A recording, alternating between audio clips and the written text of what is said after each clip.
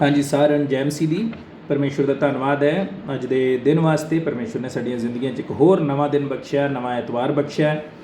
ਔਰ ਇਹ ਦਿਨ ਤੁਸੀਂ ਜਾਣਦੇ ਜੇ, ਉਹ ਦਿਨ ਹੁੰਦਾ ਹੈ ਜਦੋਂ ਅਸੀਂ ਇਕੱਠੇ ਹੋ ਕੇ ਸੰਗਤ ਕਰਦੇ ਹਾਂ, ਪਰ ਜਦੋਂ ਕਿਸ ਸਮੇਂ ਅਸੀਂ ਨਹੀਂ ਕਰ ਪਾ ਰਹੇ।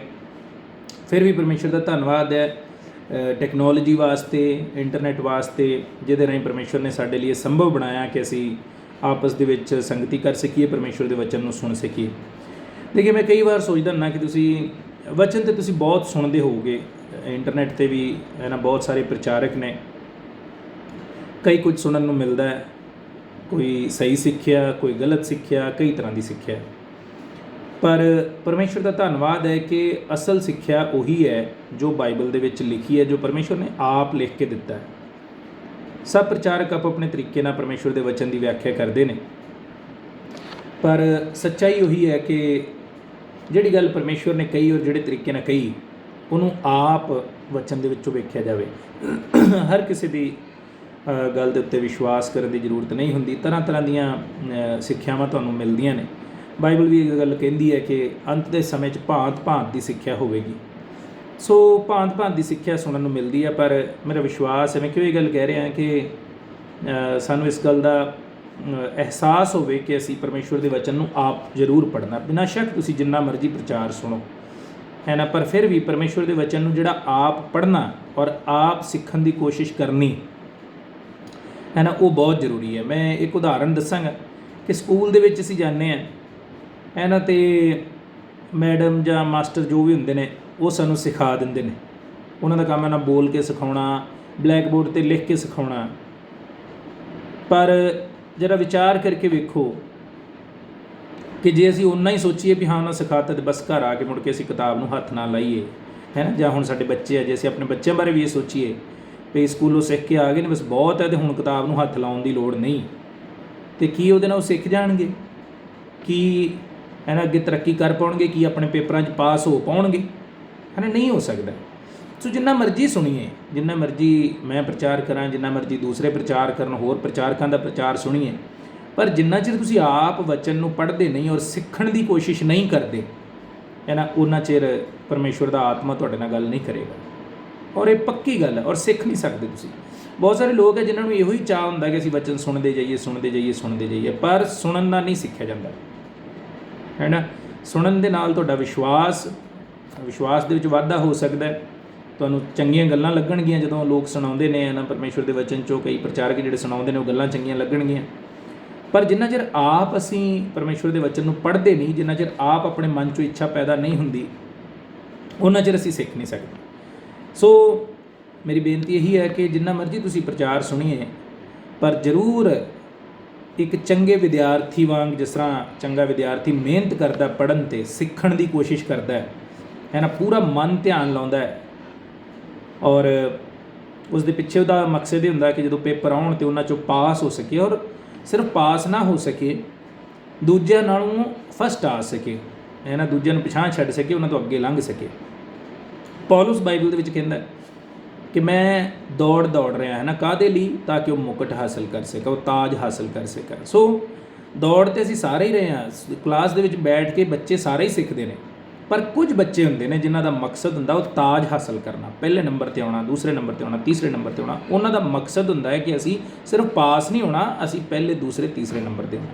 सो हर विश्वासी नूं, जिस तरह पौलुस भी कहता है, ये कोशिश होनी चाहिए साडी कि असी यानी जी विश्वास की दौड़ है, इस तरीके नाल दौड़ीए कि असी फस्ट आइए, है ना।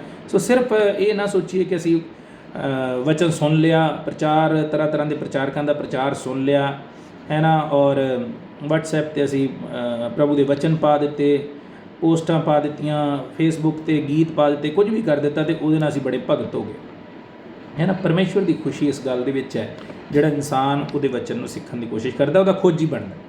ਸੋ ਇਸ ਕਰਕੇ ਸੁਣੀਏ ਜ਼ਰੂਰ, ਔਰ ਗੀਤ ਭਜਨ ਸੁਣੀਏ, ਵਚਨ ਸੁਣੀਏ, ਹੈ ਨਾ, ਬਾਈਬਲ ਸਿੱਖਿਆ ਜੋ ਤੁਸੀਂ ਲੈਂਦੇ ਜੋ ਉਹ ਸੁਣੀਏ, ਹੈ ਨਾ, ਜੋ ਵਚਨ 'ਚੋਂ ਤੁਸੀਂ ਇੰਟਰਨੈਟ ਤੋਂ ਬਾਈਬਲ ਦੀ ਸਿੱਖਿਆ ਤੁਹਾਨੂੰ ਪ੍ਰਾਪਤ ਹੁੰਦੀ ਹੈ, ਜੋ ਸਿੱਖਿਆ ਤੁਸੀਂ है ना कोशिश करते जे लैन की, जोड़े प्रचारकों के प्रचार सुन के जरूर लईए। पर जिन्ना चिर है ना आप तुसीं नहीं परमेश्वर के वचन के विच खुबदे नहीं, ਜਿੰਨਾ ਚਿਰ ਇਹਨੂੰ ਪਰਮੇਸ਼ਵਰ ਦੇ ਵਚਨ ਨੂੰ ਆਪ ਖੋਜਣ ਦੀ ਕੋਸ਼ਿਸ਼ ਨਹੀਂ ਕਰਦੇ ਹੈ ਨਾ, ਇਹਦੀਆਂ ਗਹਿਰਾਈਆਂ ਨੂੰ ਸਮਝਣ ਦੀ ਕੋਸ਼ਿਸ਼ ਨਹੀਂ ਕਰਦੇ, ਉਹਨਾਂ ਚਿਰ ਅਸੀਂ ਇੱਕ ਚੰਗੇ ਵਿਦਿਆਰਥੀ ਨਹੀਂ ਬਣ ਸਕਦੇ। ਜੇ ਚੰਗੇ ਵਿਦਿਆਰਥੀ ਨਹੀਂ ਬਣ ਸਕਦੇ ਤੇ ਪਾਸ ਭਾਵੇਂ ਹੋ ਜਾਈਏ ਹੈ ਨਾ, ਪਰ ਜਿਹੜੇ ਤਾਜ ਦੀ ਪੌਲਸ ਗੱਲ ਕਰਦਾ ਹੈ ਨਾ, ਉਹ ਸਾਨੂੰ ਹਾਸਲ ਨਹੀਂ ਹੋ ਸਕਦਾ।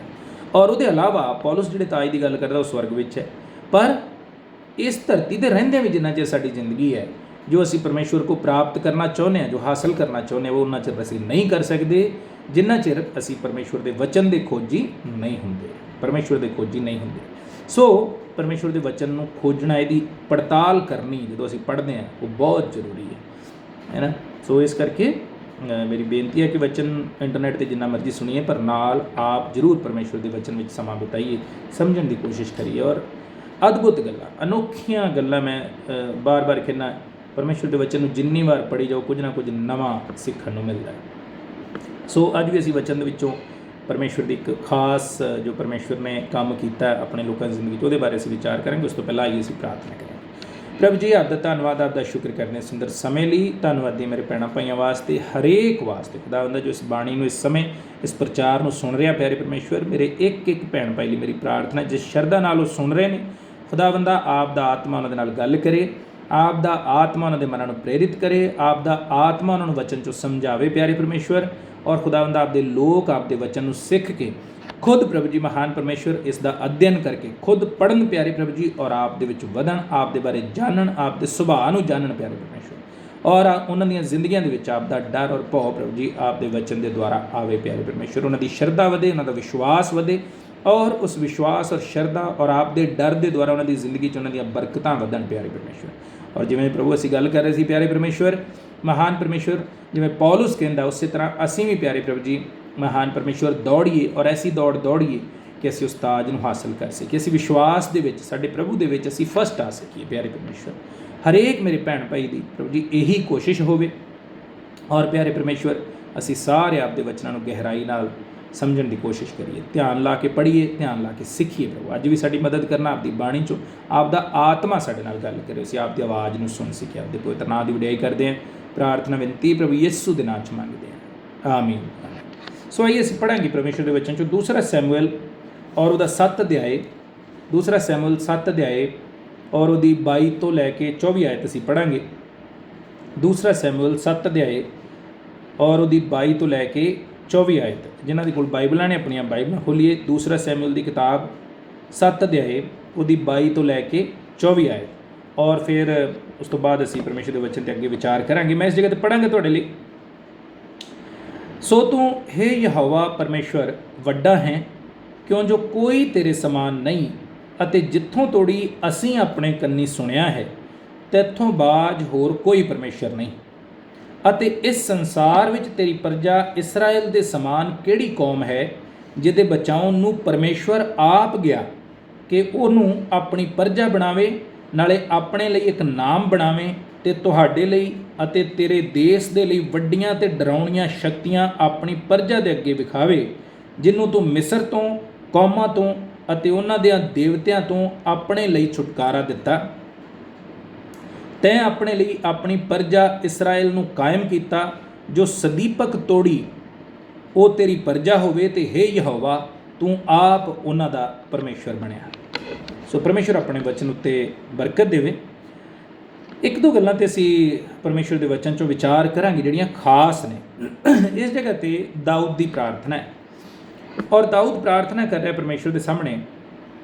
ਜਦੋਂ ਪਰਮੇਸ਼ਵਰ ਨੇ ਦਾਊਦ ਦੇ ਨਾਲ ਵਾਅਦਾ ਕੀਤਾ ਕਿ ਮੈਂ ਤੈਨੂੰ ਬਰਕਤ ਦਿਆਂਗਾ, ਤੇਰੀ ਸੰਤਾਨ ਨੂੰ ਬਰਕਤ ਦਿਆਂਗਾ, ਤੇ ਦਾਊਦ ਦੇ ਅੰਦਰੋਂ ਪਰਮੇਸ਼ਵਰ ਦੇ ਲਈ ਇੱਕ ਆਰਾਧਨਾ ਨਿਕਲਦੀ ਹੈ, ਪਰਮੇਸ਼ਵਰ ਦੇ ਲਈ ਵਡਿਆਈ ਨਿਕਲਦੀ ਹੈ, ਪਰਮੇਸ਼ਵਰ ਦੇ ਲਈ ਪ੍ਰਸ਼ੰਸਾ ਨਿਕਲਦੀ। ਉਹ ਬਹੁਤ ਜ਼ਿਆਦਾ ਪਰਮੇਸ਼ਵਰ ਦਾ ਸ਼ੁਕਰਗੁਜ਼ਾਰ ਹੈ। ਜਦੋਂ ਪਰਮੇਸ਼ਵਰ ਨੇ ਦਾਊਦ ਨੂੰ ਸੁਨੇਹਾ ਭੇਜਿਆ ਕਿ ਮੈਂ ਤੇਰੇ ਲਈ ਆਉਣ ਵਾਲੇ ਸਮੇਂ 'ਚ ਆ ਕਰਨ ਜਾ ਰਿਹਾ। ਸੋ ਦਾਊਦ ਜਦੋਂ ਪ੍ਰਾਰਥਨਾ ਕਰਦਾ, ਕਹਿੰਦਾ ਪਰਮੇਸ਼ਵਰ ਮੈਂ ਕੀ ਹਾਂ। ਜੇ ਇਸੇ ਅਧਿਆਇ ਨੂੰ ਤੁਸੀਂ ਸ਼ੁਰੂ ਤੋਂ ਪੜ੍ਹਨਾ ਸ਼ੁਰੂ ਕਰੋ, ਤੇ ਦਾਊਦ ਪ੍ਰਾਰਥਨਾ ਕਰਦਾ, ਇਹ ਪਰਮੇਸ਼ਵਰ ਮੈਂ ਕੀ ਹਾਂ ਕਿ ਮੇਰੇ 'ਤੇ ਤੂੰ ਇੰਨੀ ਦਇਆ ਕੀਤੀ। ਔਰ ਫਿਰ ਦਾਊਦ ਪਰਮੇਸ਼ਵਰ ਦੀ ਮਹਾਨਤਾ ਬਾਰੇ ਦੱਸਦਾ ਕਿ ਪਰਮੇਸ਼ਵਰ ਤੂੰ ਕਿੱਡਾ ਵੱਡਾ ਪਰਮੇਸ਼ਵਰ ਹੈ। ਸੋ ਜਦੋਂ ਅਸੀਂ ਵਿਚਾਰ ਕਰਦੇ ਹਾਂ, ਕੀ ਕਹਿੰਦਾ ਦਾਊਦ, ਸੋ ਤੂੰ ਹੈ ਯਹੋਵਾ ਪਰਮੇਸ਼ਵਰ ਵੱਡਾ ਹੈ, 22 ਆਇਤ, ਕਿਉਂ ਜੋ ਕੋਈ ਤੇਰੇ ਸਮਾਨ ਨਹੀਂ, ਅਤੇ ਜਿੱਥੋਂ ਤੋੜੀ ਅਸੀਂ ਆਪਣੇ ਕੰਨੀ ਸੁਣਿਆ ਹੈ, ਤੈਥੋਂ ਬਾਜ ਹੋਰ ਕੋਈ ਪਰਮੇਸ਼ਵਰ ਨਹੀਂ। ਹੈ ਨਾ, ਸੱਚਮੁੱਚ ਜਦੋਂ ਅਸੀਂ ਵਿਚਾਰ ਕਰਦੇ ਹਾਂ ਆਪਣੀਆਂ ਜ਼ਿੰਦਗੀਆਂ 'ਤੇ, ਜਦੋਂ ਅਸੀਂ ਝਾਤੀ ਮਾਰਦੇ ਹਾਂ, ਹੈ ਨਾ, ਪਰਮੇਸ਼ਵਰ ਸਾਨੂੰ ਕਿੱਥੋਂ ਚੁੱਕ ਕੇ, ਹੈ ਨਾ, ਕਿੱਥੋਂ ਤੱਕ ਲੈ ਆਇਆ। ਪਰਮੇਸ਼ਵਰ ਨੇ ਹੁਣ ਤੱਕ, ਹੈ ਨਾ, ਸਾਨੂੰ ਸੰਭਾਲਿਆ। ਪਰਮੇਸ਼ਵਰ ਕਿਸੇ ਨੂੰ ਦਿਸਦਾ ਨਹੀਂ ਹੈ, ਹੈ ਨਾ। ਔਰ ਮੈਂ ਬਾਰ-ਬਾਰ ਇਸ ਗੱਲ ਨੂੰ ਕਹਿਣਾ ਸੀ, ਜਿਹੜਾ ਸਾਡਾ ਵਿਸ਼ਾ ਜਿਹਦਾ ਅਸੀਂ ਉਸ 'ਤੇ ਵਿਚਾਰ ਕਰਾਂਗੇ, ਇਸਰਾਏਲੀਆਂ ਬਾਰੇ ਅਸੀਂ ਵੇਖਾਂਗੇ। ਇਸਰਾਏਲੀਆਂ ਨੂੰ ਜਦੋਂ ਪਰਮੇਸ਼ਵਰ ਮਿਸਰ 'ਚੋਂ ਕੱਢ ਕੇ ਲਿਆਇਆ, ਅਤੇ ਪਰਮੇਸ਼ਵਰ ਇਸਰਾਏਲੀਆਂ ਨੂੰ ਦਿਖਾਈ ਨਹੀਂ ਦਿੱਤਾ। ਇਸਰਾਏਲੀਆਂ ਨੇ ਪਰਮੇਸ਼ਵਰ ਨੂੰ ਵੇਖਿਆ ਨਹੀਂ, ਸਾਹਮਣੇ ਨਹੀਂ ਵੇਖਿਆ। ਪਰ ਪਰਮੇਸ਼ਵਰ, ਕਿਸ ਤਰ੍ਹਾਂ ਉਹਨਾਂ ਨੂੰ ਪਤਾ ਲੱਗਾ ਕਿ ਪਰਮੇਸ਼ਵਰ ਸਾਡੇ ਨਾਲ ਹੈ? ਕਿਉਂਕਿ ਪਰਮੇਸ਼ਵਰ ਨੇ ਉਹਨਾਂ ਦੇ ਲਈ ਕੰਮ ਕੀਤੇ, ਉਹਨਾਂ ਦੀ ਜ਼ਿੰਦਗੀ 'ਚ ਕੰਮ ਕੀਤੇ। ਉਹਨਾਂ ਨੇ ਆਪਣੀ ਅੱਖੀਂ ਪਰਮੇਸ਼ਵਰ ਦੇ ਚਮਤਕਾਰਾਂ ਨੂੰ ਵੇਖਿਆ, ਔਰ ਇਸ ਤਰੀਕੇ ਨਾਲ ਉਹਨਾਂ ਨੂੰ ਇਸ ਗੱਲ ਦਾ ਅਹਿਸਾਸ ਹੋਇਆ। ਦਾਊਦ ਕਿਸ ਤਰ੍ਹਾਂ ਕਹਿੰਦਾ ਕਿ ਪਰਮੇਸ਼ਵਰ ਤੇਰੇ ਬਾਝੋਂ ਕੋਈ ਪਰਮੇਸ਼ਵਰ ਨਹੀਂ, ਔਰ ਤੂੰ ਬਹੁਤ ਮਹਾਨ ਪਰਮੇਸ਼ਵਰ, ਤੂੰ ਬਹੁਤ ਵੱਡਾ ਪਰਮੇਸ਼ਵਰ ਹੈ। ਕਿਉਂਕਿ ਦਾਊਦ ਨੇ ਆਪਣੀ ਜ਼ਿੰਦਗੀ ਦੇ ਵਿੱਚ ਪਰਮੇਸ਼ਵਰ ਦੇ ਕੰਮ ਵੇਖੇ ਸੀ। ਸੋ ਕੀ ਕਹਿੰਦਾ? ਸੋ ਤੂੰ ਹੇ ਯਹੋਵਾ ਪਰਮੇਸ਼ਵਰ ਵੱਡਾ ਹੈ, ਕਿਉਂ ਜੋ ਤੇਰੇ ਸਮਾਨ ਕੋਈ ਤੇਰੇ ਸਮਾਨ ਨਹੀਂ ਹੈ, ਅਤੇ ਜਿੱਥੋਂ ਤੋੜੀ ਅਸੀਂ ਆਪਣੇ ਕੰਨੀ ਸੁਣਿਆ ਹੈ, ਤੇਥੋਂ ਬਾਝ ਹੋਰ ਕੋਈ ਪਰਮੇਸ਼ਵਰ ਨਹੀਂ। ਸੋ ਮੇਰੇ ਭੈਣ ਭਾਈ, ਜਿਨ੍ਹਾਂ ਨੇ ਆਪਣੀ ਜ਼ਿੰਦਗੀ 'ਚ ਪਰਮੇਸ਼ਵਰ ਦੇ ਕੰਮਾਂ ਦਾ ਅਹਿਸਾਸ ਕੀਤਾ, ਜਿਨ੍ਹਾਂ ਨੇ ਆਪਣੀ ਜ਼ਿੰਦਗੀ 'ਚ ਪਰਮੇਸ਼ਵਰ ਦੇ ਕੰਮਾਂ ਨੂੰ ਵੇਖਿਆ, ਹੈ ਨਾ, ਉਹਨਾਂ ਦੀ ਇਸ ਗੱਲ ਦੀ ਗਵਾਹੀ ਹੈ। ਔਰ ਮੇਰੀ ਆਪਣੀ ਨਿੱਜੀ ਜ਼ਿੰਦਗੀ ਦੀ ਗਵਾਹੀ ਹੈ ਕਿ ਸੱਚਮੁੱਚ, ਹੈ ਨਾ, ਪਰਮੇਸ਼ਵਰ ਦੇ ਤੁੱਲ ਕੋਈ ਨਹੀਂ, ਔਰ ਉਸ ਨਾਲੋਂ ਵੱਡਾ ਕੋਈ ਨਹੀਂ। ਜਦੋਂ ਅਸੀਂ ਆਪਣੀ ਜ਼ਿੰਦਗੀ ਦੇ ਕੰਮਾਂ 'ਤੇ ਵਿਚਾਰ ਕਰਦੇ ਹਾਂ, ਤਾਂ ਫਿਰ ਸਾਡੇ ਮਨ 'ਚੋਂ ਇਹ ਗੱਲ ਜਿਹੜੀ ਹੈ ਨਿਕਲ ਕੇ ਆਉਂਦੀ ਹੈ। ਔਰ ਫਿਰ ਅਸੀਂ ਜਿਹੜੀ ਗੱਲ 'ਤੇ ਖਾਸ ਵਿਚਾਰ ਕਰਾਂਗੇ। 23 ਆਇਤ ਲਿਖਿਆ, ਅਤੇ ਇਸ ਸੰਸਾਰ ਵਿੱਚ ਤੇਰੀ ਪ੍ਰਜਾ ਇਸਰਾਇਲ ਦੇ ਸਮਾਨ ਕਿਹੜੀ ਕੌਮ ਹੈ, ਜਿਹਦੇ ਬਚਾਉਣ ਨੂੰ ਪਰਮੇਸ਼ਵਰ ਆਪ ਗਿਆ। ਸੋ ਕੀ ਹੋਇਆ? ਜਦੋਂ ਕੂਚ ਦੀ ਕਿਤਾਬ ਦੇ ਵਿੱਚ ਅਸੀਂ ਪੜ੍ਹਦੇ ਹਾਂ, ਅਤੇ ਇਸਰਾਏਲੀ 430 ਸਾਲ ਤੱਕ ਮਿਸਰ ਵਿੱਚ ਉਹਨਾਂ ਲੋਕਾਂ ਦੇ ਗੁਲਾਮ ਰਹੇ। ਔਰ ਪਰਮੇਸ਼ਵਰ ਨੇ ਜਦੋਂ ਸਮਾਂ ਆਇਆ ਉਹਨਾਂ ਦੇ ਛੁਟਕਾਰੇ ਦਾ, ਕਿ ਉਹਨਾਂ ਨੂੰ ਉਸ ਗੁਲਾਮੀ 'ਚੋਂ ਕੱਢਿਆ ਜਾਏ, ਅਤੇ ਪਰਮੇਸ਼ਵਰ ਨੇ ਕੋਸ਼ਿਸ਼ ਕਰਨੀ ਸ਼ੁਰੂ ਕੀਤੀ। ਪਰਮੇਸ਼ਵਰ ਨੇ ਆਪਣੀ ਜੋ ਯੋਜਨਾ ਸੀ ਉਹਨੂੰ ਪੂਰਾ ਕਰਨਾ ਸ਼ੁਰੂ ਕੀਤਾ। ਹੁਣ ਜਦੋਂ ਅਸੀਂ ਉਸ ਕਹਾਣੀ ਨੂੰ ਧਿਆਨ ਨਾਲ ਪੜ੍ਹਦੇ ਹਾਂ, ਜਦੋਂ ਤੁਸੀਂ ਕੂਚ ਦੀ ਕਿਤਾਬ ਨੂੰ ਪੜ੍ਹਦੇ ਜੇ, 14 ਅਧਿਆਇ ਤੋਂ ਪਿੱਛੇ ਜਿੱਥੋਂ ਸ਼ੁਰੂਆਤ ਹੁੰਦੀ ਇਸ ਗੱਲ ਦੀ, ਪਰਮੇਸ਼ਵਰ 430 ਸਾਲ ਹੋ ਚੁੱਕੇ ਨੇ ਇਸਰਾਏਲੀਆਂ ਨੂੰ ਮਿਸਰ ਦੀ ਗੁਲਾਮੀ ਵਿੱਚ, ਔਰ ਉਹ ਬੜੇ ਪਰੇਸ਼ਾਨ ਨੇ, ਔਰ ਉਹਨਾਂ ਨੂੰ ਕੋਈ ਆਸ ਇਸ ਵੇਲੇ ਦਿਖਾਈ ਨਹੀਂ ਦਿੰਦੀ। ਕਿਸੇ ਨੂੰ ਕੋਈ ਆਸ ਨਹੀਂ ਹੈ ਕਿ ਅਸੀਂ ਇਸ ਗੁਲਾਮੀ 'ਚੋਂ ਨਿਕਲਾਂਗੇ। ਔਰ ਅਚਾਨਕ ਕੀ ਹੁੰਦਾ ਹੈ ਕਿ ਕਿਸੇ ਦੂਸਰੀ ਜਗ੍ਹਾ 'ਤੇ, ਕਿਉਂਕਿ ਪਰਮੇਸ਼ਵਰ 430 ਸਾਲ ਪੂਰੇ ਹੋ ਚੁੱਕੇ ਨੇ, ਔਰ ਪਰਮੇਸ਼ਵਰ ਦਾ ਉਹ ਸਮਾਂ ਆ ਗਿਆ ਕਿ ਹੁਣ ਇਸਰਾਏਲੀਆਂ ਨੂੰ ਛੁਟਕਾਰਾ ਦਿੱਤਾ ਜਾਵੇ, ਅਤੇ ਉਹ ਆਪਣੀ ਜ਼ਿੰਦਗੀ ਜੀ ਰਹੇ ਨੇ, ਗੁਲਾਮੀ ਦੀ ਜ਼ਿੰਦਗੀ 'ਚ ਨੇ, ਪਰੇਸ਼ਾਨ ਨੇ, ਔਰ ਬਹੁਤ ਜ਼ਿਆਦਾ ਅਤਿਆਚਾਰ ਉਹਨਾਂ 'ਤੇ ਹੁੰਦੇ ਨੇ। ਉਹ ਆਪਣੀਆਂ ਪਰੇਸ਼ਾਨੀਆਂ 'ਚ ਇੰਨੇ ਰੁੱਝੇ ਨੇ ਕਿ ਉਹਨਾਂ ਨੂੰ ਯਾਦ ਨਹੀਂ ਹੈ ਕਿ ਪਰਮੇਸ਼ਵਰ ਨੇ ਸਾਡੇ ਪੁਰਖਿਆਂ ਨਾਲ ਵਾਅਦਾ ਕੀਤਾ ਸੀ ਕਿ ਉਹ ਸਾਨੂੰ ਇਸ ਗੁਲਾਮੀ 'ਚੋਂ ਕੱਢੇਗਾ। ਪਰ ਦੂਸਰੇ ਪਾਸੇ, ਹੈ ਨਾ, ਸੈਂਕੜੇ ਮੀਲ ਦੂਰ ਇੱਕ ਜਗ੍ਹਾ 'ਤੇ ਮੂਸਾ ਮਿਸਰ ਦੇ ਵਿੱਚੋਂ ਜਦੋਂ ਕਤਲ ਕਰਕੇ ਭੱਜਿਆ, ਅਤੇ ਉਸ ਜਗ੍ਹਾ 'ਤੇ ਰਹਿ ਰਿਹਾ। ਔਰ ਮੂਸਾ ਦੇ ਵਿੱਚ ਚੇਤੇ 'ਚ ਕੁਝ ਨਹੀਂ ਹੈ ਕਿ ਪਰਮੇਸ਼ਵਰ ਕੀ ਹੈ ਇਸ ਤਰੀਕੇ ਨਾਲ ਇਸਰਾਏਲੀਆਂ ਨੂੰ ਛੁਟਕਾਰਾ ਦੇਣ ਜਾ ਰਿਹਾ, ਜਾਂ ਉਸ ਵੇਲੇ ਜਦੋਂ ਮੂਸਾ ਆਪਣਾ ਕੰਮ ਕਰ ਆਪਣੀਆਂ ਭੇਡਾਂ ਚਰਾ ਰਿਹਾ, ਕੋਈ ਚੇਤੇ ਜੀ ਨਹੀਂ ਹੈ ਕਿ 430 ਸਾਲ ਦਾ ਸਮਾਂ ਪੂਰਾ ਹੋ ਗਿਆ ਔਰ ਹੁਣ ਪਰਮੇਸ਼ਵਰ ਕੁਝ ਕਰਨ ਜਾ ਰਿਹਾ।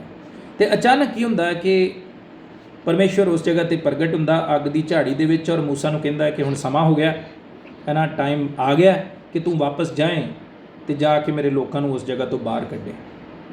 ਔਰ ਜੇ ਤੁਸੀਂ ਉਹਨੂੰ ਕਹਾਣੀ ਨੂੰ ਧਿਆਨ ਨਾਲ ਪੜ੍ਹੋ, ਜਦੋਂ ਉਹ ਗੱਲ ਹੁੰਦੀ ਹੈ, ਜਦੋਂ ਝਾੜੀ 'ਚੋਂ ਪਰਮੇਸ਼ਵਰ ਮੂਸਾ ਨਾਲ ਗੱਲ ਕਰਦਾ ਹੈ, ਅਤੇ ਮੂਸਾ, ਜਦੋਂ ਮੈਂ ਪੜ੍ਹ ਰਿਹਾ ਸੀ ਔਰ ਵਿਚਾਰ ਕਰ ਰਿਹਾ ਸੀ ਉਸ ਗੱਲ 'ਤੇ, ਮੂਸਾ ਦੀ ਇੱਛਾ ਨਹੀਂ ਜਾਪਦੀ ਕਿ ਉਹ ਜਾਵੇ, ਹੈ ਨਾ। ਮੂਸਾ, ਸਿਰਫ ਇਹ ਗੱਲ ਨਹੀਂ ਕਿ ਮੂਸਾ ਨਾ ਕਰ ਰਿਹਾ ਸੀ, ਪਰ ਮੂਸਾ ਜਦੋਂ ਗਿਆ ਵੀ ਉਦੋਂ ਵੀ ਮਨੋਂ ਤਿਆਰ ਨਹੀਂ ਹੈ, ਹੈ ਨਾ। ਜਦੋਂ ਅਸੀਂ ਵੇਖਦੇ ਹਾਂ ਉਸ ਜਗ੍ਹਾ 'ਤੇ, ਉਹ ਕਈ, ਜਦੋਂ ਪਰਮੇਸ਼ਵਰ ਨੂੰ ਕਹਿੰਦਾ ਕਿ ਤੂੰ ਜਾ ਔਰ ਜਾ ਕੇ ਉਹਨਾਂ ਨੂੰ ਦੱਸ ਕਿ ਪਰਮੇਸ਼ਵਰ ਤੁਹਾਨੂੰ ਛੁਟਕਾਰਾ ਦੇਣ ਜਾ ਰਿਹਾ, ਅਤੇ ਮੂਸਾ ਕਈ ਤਰ੍ਹਾਂ ਦੇ ਉਸ ਜਗ੍ਹਾ 'ਤੇ ਅਸੀਂ ਉਹਦੇ ਬਹਾਨੇ ਪੜ੍ਹਦੇ, ਹੈ ਨਾ। ਮੂਸਾ ਪਰਮੇਸ਼ਵਰ ਨੂੰ ਕਹਿੰਦਾ ਮੈਂ ਤਾਂ, ਮੇਰੀ ਤਾਂ ਜ਼ੁਬਾਨ ਵਲ ਖਾਂਦੀ, ਮੇਰੇ ਕੋਲ ਬੋਲਿਆ ਨਹੀਂ ਜਾਂਦਾ ਚੰਗੀ ਤਰ੍ਹਾਂ, ਅਤੇ ਲੋਕੀ ਮੇਰੀ ਗੱਲ ਕਿਸ ਤਰ੍ਹਾਂ ਸਮਝਣਗੇ, ਮੈਂ ਉਹਨਾਂ ਨੂੰ ਕੀ ਕਹੂੰਗਾ। ਪਰਮੇਸ਼ਵਰ ਕਹਿੰਦਾ ਉਹਦੀ ਵੀ ਚਿੰਤਾ ਨਾ ਕਰ, ਹੈ ਨਾ। ਹਰੂਨ ਹੈਗਾ, ਹਰੂਨ ਤੇਰੇ ਨਾਲ ਜਾਏਗਾ, ਤੇਰਾ ਭਰਾ, ਤੂੰ ਉਹਨੂੰ ਦੱਸੀ, ਉਹ ਤਾਂ ਤੇਰੀ ਗੱਲ ਸਮਝੇਗਾ, ਹੈ ਨਾ, ਤੇਰਾ ਭਰਾ ਵਾ, ਅਤੇ ਤੂੰ ਉਹਨੂੰ ਦੱਸੀ, ਅਤੇ ਉਹ ਕੀ ਹੈ ਅੱਗੇ ਲੋਕਾਂ ਨੂੰ ਦੱਸੇਗਾ। ਫਿਰ ਮੂਸਾ ਕਹਿੰਦਾ ਜੇ ਮੈਂ ਗਿਆ ਤਾਂ ਮੈਂ ਦੱਸਾਂਗਾ ਕੀ ਵੀ ਮੈਨੂੰ ਕਿਹਨੇ ਭੇਜਿਆ। ਪਰਮੇਸ਼ਵਰ ਕਹਿੰਦਾ ਇਹ ਵੀ ਤੂੰ ਜਾ ਕੇ ਨਾ ਉਹਨਾਂ ਨੂੰ ਦੱਸੀ ਵੀ ਉਹ ਜਿਹੜਾ ਕਹਿੰਦਾ ਮੈਂ ਹਾਂ ਸੋ ਮੈਂ ਹਾਂ, ਉਹਨੇ ਮੈਨੂੰ ਭੇਜਿਆ। ਔਰ ਜੇ ਤੁਸੀਂ ਉਸ ਗੱਲ ਨੂੰ ਪੜ੍ਹੋ ਅੱਗੇ, ਉਸ ਸਾਰੀ ਗੱਲ ਨੂੰ ਜਦੋਂ ਪਰਮੇਸ਼ਰ ਉਹਦੇ ਨਾਲ ਗੱਲ ਕਰਦਾ ਹੈ ਪੜ੍ਹੋ, ਤੇ ਕਿਤੇ ਵੀ ਇਸ ਤਰ੍ਹਾਂ ਵੇਖਣ ਨੂੰ ਨਹੀਂ ਲੱਗਦਾ ਕਿ ਮੂਸਾ ਖੁਸ਼ੀ ਨਾਲ ਉਹ ਕੰਮ ਕਰ ਰਿਹਾ। ਉਹ ਕੋਸ਼ਿਸ਼ ਕਰ ਰਿਹਾ ਕਿ ਉਸ ਜਗ੍ਹਾ ਤੇ ਨਾ ਜਾਵੇ। ਕਿਉਂ? ਕਿਉਂਕਿ ਉਸ ਜਗ੍ਹਾ ਤੋਂ ਉਹ ਭਗੌੜਾ, ਕਤਲ ਦੇ ਕੇਸ 'ਚ ਭਗੌੜਾ। ਪਰ ਪਰਮੇਸ਼ਰ ਕਹਿੰਦਾ ਕਿ ਤੂੰ ਕੀ ਆ, ਉੱਥੇ ਵਾਪਸ ਜਾਣਾ ਔਰ ਉੱਥੇ ਜਾ ਕੇ ਕੀ ਕਰਨਾ, ਮੇਰੇ ਲੋਕਾਂ ਨੂੰ ਦੱਸਣਾ। ਸੋ ਮੂਸਾ ਨਾ ਚਾਹੁੰਦਿਆਂ ਹੋਇਆਂ ਵੀ, ਕਿਉਂਕਿ ਪਰਮੇਸ਼ਵਰ ਕਹਿ ਰਿਹਾ ਹੈ, ਮੂਸਾ ਨਾ ਚਾਹੁੰਦੇ ਹੋਏ ਵੀ ਉਸ ਜਗ੍ਹਾ ਤੇ ਜਾਂਦਾ ਹੈ। ਔਰ ਫਿਰ ਜਾ ਕੇ ਅੱਗੇ ਤੁਸੀਂ ਕਹਾਣੀ ਪੜ੍ਹ ਸਕਦੇ ਜੋ, ਜਾ ਕੇ ਉਹਨਾਂ ਨੂੰ ਦੱਸਦਾ ਹੈ। ਔਰ ਮੂਸਾ ਨੂੰ ਬੜਾ ਉਹਦੇ ਅੰਦਰ ਗੁੱਸਾ ਵੀ ਹੈ, ਪਰ ਜਦੋਂ ਜਾਂਦਾ ਹੈ, ਜਦੋਂ ਇਸ ਜਗ੍ਹਾ ਤੋਂ ਪਰਮੇਸ਼ਵਰ ਨੂੰ ਕਿਹਾ, ਔਰ ਜਦੋਂ ਜਾਂਦਾ ਤੇ ਪਰਮੇਸ਼ਵਰ ਨੂੰ ਵੀ ਇਸ ਗੱਲ ਦਾ ਅਹਿਸਾਸ ਸੀ ਕਿ ਮੂਸਾ ਮਨੋਂ ਇਹ ਕੰਮ ਨਹੀਂ ਕਰ ਰਿਹਾ। ਔਰ ਇਸੇ ਕਰਕੇ ਇੱਕ ਜਗ੍ਹਾ ਤੇ ਆ ਕੇ ਲਿਖਿਆ, ਪਰਮੇਸ਼ਵਰ ਮੂਸਾ ਨੂੰ ਮਾਰਨ ਵਾਲਾ ਸੀ, ਜਾਨੋਂ ਮਾਰਨ ਵਾਲਾ ਸੀ। ਉਧਰੋਂ ਦੀ ਘਰ ਦੀ ਨੇ ਆਪਣੇ ਬੇਟੇ ਨੂੰ ਅੱਗੇ ਕਰ ਦਿੱਤਾ ਤੇ ਪਰਮੇਸ਼ਵਰ ਨੇ ਹੈ ਨਾ ਜਾਨ ਬਖਸ਼ ਦਿੱਤੀ। ਸੋ ਕਹਿਣ ਦਾ ਮਤਲਬ ਕੀ ਹੈ ਕਿ ਪਰਮੇਸ਼ਵਰ ਨੇ ਇਸਰਾਏਲੀਆਂ ਦੇ ਲਈ ਇੰਤਜ਼ਾਮ ਕੀਤਾ ਹੈ। ਸਾਰਾ ਇੰਤਜ਼ਾਮ ਇਸਰਾਏਲੀਆਂ ਦੇ ਲਈ ਸੀ। ਇਸਰਾਏਲੀ ਆਪਣੀ ਮੁਸੀਬਤ 'ਚ ਸੀ, ਪਰੇਸ਼ਾਨੀ ਸੀ। ਪਰਮੇਸ਼ਵਰ ਉਹਨਾਂ ਪਰ ਐਸੇ ਸਮੇਂ 'ਤੇ ਜਦੋਂ ਉਹਨਾਂ ਨੂੰ ਕੋਈ ਆਸ ਨਹੀਂ ਸੀ, ਪਰਮੇਸ਼ਵਰ ਕਿਸੇ ਦੂਸਰੇ ਪਾਸੇ ਸੈਂਕੜੇ ਮੀਲ ਦੂਰ ਕਿਸੇ ਨੂੰ ਉਹਨਾਂ ਦੇ ਲਈ ਤਿਆਰ ਕਰ ਰਿਹਾ ਸੀ, ਉਹਨਾਂ ਦੇ ਛੁਟਕਾਰੇ ਦਾ ਰਾਹ ਕੱਢ ਰਿਹਾ ਸੀ। ਸੋ ਜਦੋਂ ਸਾਡੀ ਜ਼ਿੰਦਗੀ 'ਚ ਮੁਸ਼ਕਲਾਂ ਪਰੇਸ਼ਾਨੀਆਂ ਹੁੰਦੀਆਂ ਨੇ, ਸਾਨੂੰ ਕੋਈ ਰਾਹ ਦਿਖਾਈ ਨਹੀਂ ਦਿੰਦਾ। ਜਿਸ ਤਰ੍ਹਾਂ ਇਸਰਾਏਲੀ ਸੀ, ਗੁਲਾਮੀ ਦੇ ਵਿੱਚ ਜੀ ਰਹੇ ਨੇ, ਉਹਨਾਂ ਦੇ ਬੱਚੇ ਗੁਲਾਮ ਨੇ, ਜਨਾਨੀਆਂ ਗੁਲਾਮ ਨੇ, ਆਪ ਗੁਲਾਮ ਨੇ, ਅਤੇ ਕੀ ਹੈ, ਉਹਨਾਂ ਨੇ ਕੰਮ ਕਰਨਾ, ਮਾਰ ਵੀ ਖਾਣੀ ਹੈ, ਔਰ ਉਸ ਜਗ੍ਹਾ 'ਤੇ ਉਹਨਾਂ ਦੀ ਬੁਰੀ ਹਾਲਤ ਹੈ। ਐਸੇ ਸਮੇਂ 'ਤੇ ਜਦੋਂ ਸਾਡੀ ਜ਼ਿੰਦਗੀ 'ਚ ਵੀ ਐਸੀਆਂ ਪਰੇਸ਼ਾਨੀਆਂ ਹੁੰਦੀਆਂ ਨੇ, ਹੈ ਨਾ, ਹੋ ਸਕਦਾ ਗੁਲਾਮੀ ਨਹੀਂ ਹੈ ਪਰ ਹੋਰ ਕਈ ਪਰੇਸ਼ਾਨੀਆਂ ਨੇ, ਕੋਈ ਦੁੱਖ ਬਿਮਾਰੀ ਹੈ ਸਰੀਰ ਦੇ ਵਿੱਚ, ਪੈਸੇ ਧੇਲੇ ਦੀ ਮੁਸ਼ਕਿਲ ਹੈ, ਕਰਜ਼ਾ ਹੈ ਨਾ, ਕੋਈ ਹੋਰ ਕਿਸੇ ਪਾਸਿਓਂ ਤੰਗੀ ਹੈ, ਕੋਈ ਵੀ ਹੈ, ਆਪਣੇ ਘਰ ਦੇ ਵਿੱਚ ਲੜਾਈ ਝਗੜਾ ਹੈ, ਜਾਂ ਨਸ਼ਿਆਂ ਕਰਕੇ ਪਰੇਸ਼ਾਨੀ ਹੈ, ਜਾਂ ਕੋਈ ਕਿਸੇ ਵੀ ਕਿਸਮ ਦੀ ਪਰੇਸ਼ਾਨੀ ਹੋਵੇ, ਸਾਨੂੰ ਉਸ ਪਰੇਸ਼ਾਨੀ ਤੋਂ ਅੱਗੇ ਕੁਝ ਦਿਖਾਈ ਨਹੀਂ ਦਿੰਦਾ। ਸਾਨੂੰ ਪਰੇਸ਼ਾਨੀ ਵੱਡੀ ਦਿਖਾਈ ਦਿੰਦੀ। ਸਾਨੂੰ ਲੱਗਦਾ ਕਿ ਇਹ ਸਾਡੇ ਲਈ ਮੁਸੀਬਤ ਬਹੁਤ ਵੱਡੀ ਹੈ, ਜੇ ਇੰਜ ਨਾ ਹੋਇਆ ਤਾਂ ਇੰਜ ਹੋ ਜਾਏਗਾ, ਜੇ ਇਸ ਤਰ੍ਹਾਂ ਹੋ ਗਈ ਗੱਲ ਤਾਂ ਇਸ ਤਰ੍ਹਾਂ ਹੋ ਜਾਏਗਾ। ਕਈ ਚੀਜ਼ਾਂ ਸਾਡਾ ਦਿਮਾਗ ਸੋਚਦਾ ਹੈ, ਪਰ ਅਸੀਂ ਇਹ ਭੁੱਲ ਜਾਂਦੇ ਹਾਂ ਕਿ ਉਹ ਪਰਮੇਸ਼ਵਰ ਜਿਹਦੇ ਬਾਰੇ ਦਾਊਦ ਕਹਿ ਰਿਹਾ ਕਿ ਹੇ ਪਰਮੇਸ਼ਵਰ, ਤੈਥੋਂ ਬਾਜ ਕੋਈ ਪਰਮੇਸ਼ਵਰ ਨਹੀਂ, ਸਭ ਤੋਂ ਵੱਡਾ ਤੂੰ ਪਰਮੇਸ਼ਵਰ ਹੈ। ਕਿਉਂ ਕਹਿ ਰਿਹਾ? ਕਿਉਂਕਿ ਉਹਨੇ ਆਪਣੀ ਜ਼ਿੰਦਗੀ 'ਚ ਕੰਮ ਵੇਖੇ। ਐਸੇ ਸਮੇਂ 'ਤੇ ਜਦੋਂ ਸਾਡੀ ਜ਼ਿੰਦਗੀ 'ਚ ਕੋਈ ਪਰੇਸ਼ਾਨੀ ਸਾਡੇ ਸਾਹਮਣੇ ਆਉਂਦੀ ਹੈ, ਅਤੇ ਸਾਨੂੰ ਉਸ ਪਰੇਸ਼ਾਨੀ ਨੂੰ ਵੇਖਣ ਦੀ ਬਜਾਏ ਆਪਣੀ ਜ਼ਿੰਦਗੀ ਦੇ ਵਿੱਚ ਪਰੇਸ਼ਾਨੀ ਵੱਲ ਨਹੀਂ ਵੇਖਣਾ, ਪਰ ਆਪਣੀ ਜ਼ਿੰਦਗੀ ਦੇ ਵਿੱਚ ਪਿੱਛੇ ਝਾਤੀ ਮਾਰਨੀ ਹੈ ਕਿ ਜਦੋਂ ਮੇਰੇ 'ਤੇ ਉਹ ਪਰੇਸ਼ਾਨੀਆਂ ਆਈਆਂ ਅਤੇ ਉਦੋਂ ਮੈਂ ਕਿਸ ਤਰ੍ਹਾਂ ਬਚਿਆ, ਉਦੋਂ ਪਰਮੇਸ਼ਵਰ ਨੇ ਮੇਰੀ ਕਿਸ ਤਰ੍ਹਾਂ ਮਦਦ ਕੀਤੀ, ਅਤੇ ਜੇ ਉਦੋਂ ਮਦਦ ਕੀਤੀ ਹੈ ਅਤੇ ਹੁਣ ਵੀ ਕੀ ਹੈ, ਇਸ ਪਰੇਸ਼ਾਨੀ 'ਚ ਵੀ ਮੇਰੀ ਮਦਦ ਜ਼ਰੂਰ ਕਰੇਗਾ, ਬਸ਼ਰਤੇ ਮੇਰਾ ਵਿਸ਼ਵਾਸ ਪਰਮੇਸ਼ਵਰ 'ਤੇ ਹੋਣਾ ਚਾਹੀਦਾ, ਮੇਰਾ ਭਰੋਸਾ ਪਰਮੇਸ਼ਵਰ ਦੇ ਉੱਤੇ ਹੋਣਾ ਚਾਹੀਦਾ। ਸੋ ਜੇ ਅਸੀਂ ਆਈਏ ਆਪਣਾ ਕੂਚ ਦੀ ਕਿਤਾਬ ਔਰ ਉਹਦੇ 13 ਅਧਿਆਏ ਦੇ ਵਿੱਚ, ਜੇ ਅਸੀਂ ਆਈਏ ਕੂਚ ਦੀ ਕਿਤਾਬ ਔਰ ਉਹਦੇ 13 ਅਧਿਆਏ ਦੇ ਵਿੱਚ ਇਹ ਸਾਰੀ ਕਹਾਣੀ ਹੈ ਜਿਹਦੇ ਬਾਰੇ ਪਰਮੇਸ਼ਵਰ ਗੱਲ ਕਰਦਾ ਹੈ। ਔਰ ਉਸ ਜਗ੍ਹਾ 'ਤੇ 13 ਅਧਿਆਏ ਦੇ ਵਿੱਚ ਤੁਸੀਂ ਜਦੋਂ ਪੜ੍ਹਦੇ ਜੇ 13 ਅਧਿਆਏ ਔਰ ਉਹਦੀ 19 ਔਰ 20 ਆਇਤ ਦੇ ਵਿੱਚ, ਜਦੋਂ ਇਸ ਜਗ੍ਹਾ 'ਤੇ ਅਸੀਂ ਪੜ੍ਹਦੇ ਹਾਂ 13 ਅਧਿਆਏ ਔਰ ਮਾफ़ करना 13 अध्याय 14 अध्याय और ਉਹਦੀ 19 और 20 ਆਇਤ, 14 ਅਧਿਆਏ और ਉਹਦੀ 19 और 20 ਆਇਤ। ਸੋ ਕੀ ਹੋਇਆ ਜਦੋਂ ਇਸ ਜਗ੍ਹਾ 'ਤੇ ਅਸੀਂ ਪੜ੍ਹਦੇ ਹਾਂ ਤੇ ਪਰਮੇਸ਼ਵਰ ਇਸਰਾਏਲੀਆਂ ਨੂੰ ਮਿਸਰ ਦੇ ਵਿੱਚੋਂ ਕੱਢ ਕੇ ਲਿਆਇਆ, ਔਰ ਪਰਮੇਸ਼ਵਰ ਨੇ ਬੜੇ ਚਿੰਨ੍ਹ ਚਮਤਕਾਰ ਕੀਤੇ, ਔਰ ਕਾਹਦੇ ਲਈ ਕੀਤੇ? ਤਾਂ ਕਿ ਇਸਰਾਏਲੀ ਜਿਹੜੇ 430 ਸਾਲ ਦੀ ਗੁਲਾਮੀ ਦੇ ਕਾਰਨ ਪਰਮੇਸ਼ਵਰ ਦਾ ਚੇਤਾ ਭੁਲਾ ਚੁੱਕੇ ਸੀ। ਬੜੇ ਧਿਆਨ ਨਾਲ ਸੁਣਨਾ, ਇਸਰਾਏਲੀ ਆਪਣੀ ਮੁਸ਼ਕਲ ਪਰੇਸ਼ਾਨੀ ਦੇ ਵਿੱਚ ਪਰਮੇਸ਼ਵਰ ਦਾ ਚੇਤਾ ਹੀ ਭੁਲਾ ਛੱਡਿਆ ਸੀ। ਉਹਨਾਂ ਨੂੰ ਆਸ ਹੀ ਨਹੀਂ ਸੀ ਕਿ ਸਾਡਾ ਪਰਮੇਸ਼ਵਰ ਜਾਂ ਕੋਈ ਸਾਨੂੰ ਆ ਕੇ ਛੁਟਕਾਰਾ ਦੇਵੇਗਾ। ਮੂਸਾ ਜਿਹੜਾ ਮਹਿਲ ਦੇ ਵਿੱਚ ਪਲਿਆ ਵਧਿਆ ਔਰ ਵੱਡਾ ਹੋਇਆ ਹੈ ਨਾ, ਮੂਸਾ ਆਪਣੇ ਲੋਕਾਂ ਲਈ ਚਿੰਤਾ ਰੱਖਦਾ ਸੀ, ਅਤੇ ਉਸ ਸਮੇਂ ਤਾਂ ਹੀ ਮੂਸਾ ਨੇ ਆਪਣੇ ਲੋਕਾਂ ਦੀ ਚਿੰਤਾ ਕਰਦਾ ਸੀ, ਉਹਨਾਂ ਲਈ ਪਰੇਸ਼ਾਨ ਹੁੰਦਾ ਸੀ। ਇਸੇ ਕਰਕੇ ਉਹਨੇ ਗੁੱਸੇ 'ਚ ਆ ਕੇ ਮਿਸਰੀ ਦਾ ਕਤਲ ਵੀ ਕਰ ਦਿੱਤਾ ਸੀ, ਕਿਉਂਕਿ ਉਹ ਜਾਣਦਾ ਸੀ ਕਿ ਮੇਰੀ ਕੌਮ ਦੇ ਲੋਕ ਨੇ ਜਿਹੜੇ ਇਸ ਜਗ੍ਹਾ 'ਤੇ ਗੁਲਾਮ ਨੇ। ਸੋ ਜਦੋਂ ਮੂਸਾ ਉਸ ਜਗ੍ਹਾ ਤੋਂ ਚਲਾ ਗਿਆ, ਤਾਂ ਮੈਂ ਸਮਝਦਾ ਕਿ ਇਸਰਾਏਲੀਆਂ ਦੀ ਮਨ ਦੇ ਵਿੱਚ ਬਹੁਤ ਵੱਡੀ ਪਰੇਸ਼ਾਨੀ ਆਈ ਹੋਏਗੀ, ਕਿਉਂਕਿ ਇੱਕ ਉਹ ਸੀ ਜਿਹੜਾ ਬੜੇ ਵੱਡੇ ਅਹੁਦੇ 'ਤੇ ਸੀ ਕਹਿ ਲਓ ਇੱਕ ਤਰ੍ਹਾਂ, ਕਿਉਂਕਿ ਉਹ ਰਾਜੇ ਦੇ ਪਰਿਵਾਰ ਦੇ ਵਿੱਚ ਪਲਿਆ ਸੀ, ਅਤੇ ਉਹੋ ਹੀ ਸੀ ਜਿਹੜਾ ਆਪਣੇ ਲੋਕਾਂ ਦੇ ਹੱਕ ਦੀ ਗੱਲ ਕਰ ਸਕਦਾ ਸੀ। ਅਤੇ ਕੀ ਹੋਇਆ ਜਦੋਂ ਉਹਨੇ ਕਤਲ ਕਰ ਦਿੱਤਾ, ਗੁੱਸੇ 'ਚ ਆ ਕੇ ਚਲਿਆ ਗਿਆ, ਅਤੇ ਇਸਰਾਏਲੀਆਂ ਦੀ ਆਸ ਮੈਂ ਸਮਝਦਾ ਕਿ ਸ਼ਾਇਦ ਹੋ ਸਕਦਾ ਐਸਾ ਕਿ ਜਦੋਂ ਉਹ ਚਲਾ ਗਿਆ ਤਾਂ ਇਸਰਾਏਲੀਆਂ ਨੂੰ ਧੱਕਾ ਲੱਗਾ ਹੋਵੇ ਕਿ ਸਾਡੀ ਗੱਲ ਕਰਨ ਵਾਲਾ ਸੀ ਪਰ ਉਹ ਸਾਡੇ ਕੋਲ ਕੀ ਹੈ ਚਲਿਆ ਗਿਆ। ਸੋ ਇਸਰਾਏਲੀਆਂ ਨੂੰ ਕੋਈ ਹੈ ਨਾ ਯਾਦ ਨਹੀਂ ਹੈ। ਸਾਡੇ ਲਈ ਕੀ ਹੁੰਦਾ ਜਦੋਂ ਅਸੀਂ ਆਪਣੀ ਪਰੇਸ਼ਾਨੀ 'ਚ ਜਾਂ ਆਪਣੀ ਮੁਸ਼ਕਿਲ 'ਚ ਫਸ ਜਾਂਦੇ ਹਾਂ, ਫਿਰ ਸਾਨੂੰ ਆਸ ਦਿਖਾਈ ਨਹੀਂ ਦਿੰਦੀ। ਸਾਨੂੰ ਲੱਗਦਾ ਕਿ ਕੌਣ ਹੈ ਸਾਡੀ ਮਦਦ ਕਰਨ ਵਾਲਾ, ਹੈ ਨਾ। ਕਿਉਂ?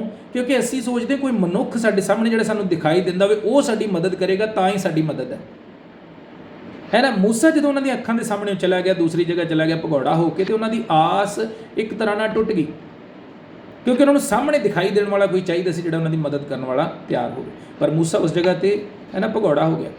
ਪਰਮੇਸ਼ਵਰ ਜਿਹੜਾ ਦਿਖਾਈ ਨਹੀਂ ਦਿੰਦਾ ਸੀ ਉਹ ਉਸ ਗੱਲ ਨੂੰ ਨਹੀਂ ਭੁੱਲਿਆ, ਉਹਨੇ ਮਦਦ ਕਰਨ ਦਾ ਠਾਣਿਆ ਸੀ, ਜਿਹੜਾ ਉਹਨੇ ਆਪਣੇ ਦਾਸਾਂ ਨਾਲ ਇਸ ਸਮੇਂ ਤੋਂ ਪਹਿਲਾਂ ਵਾਅਦਾ ਕੀਤਾ ਸੀ ਕਿ ਇਸਰਾਏਲੀ ਮਿਸਰ ਦੇ ਵਿੱਚ ਗੁਲਾਮ ਹੋਣਗੇ ਅਤੇ ਮੈਂ ਉਹਨਾਂ ਨੂੰ ਛੁਟਕਾਰਾ ਦਿਆਂਗਾ।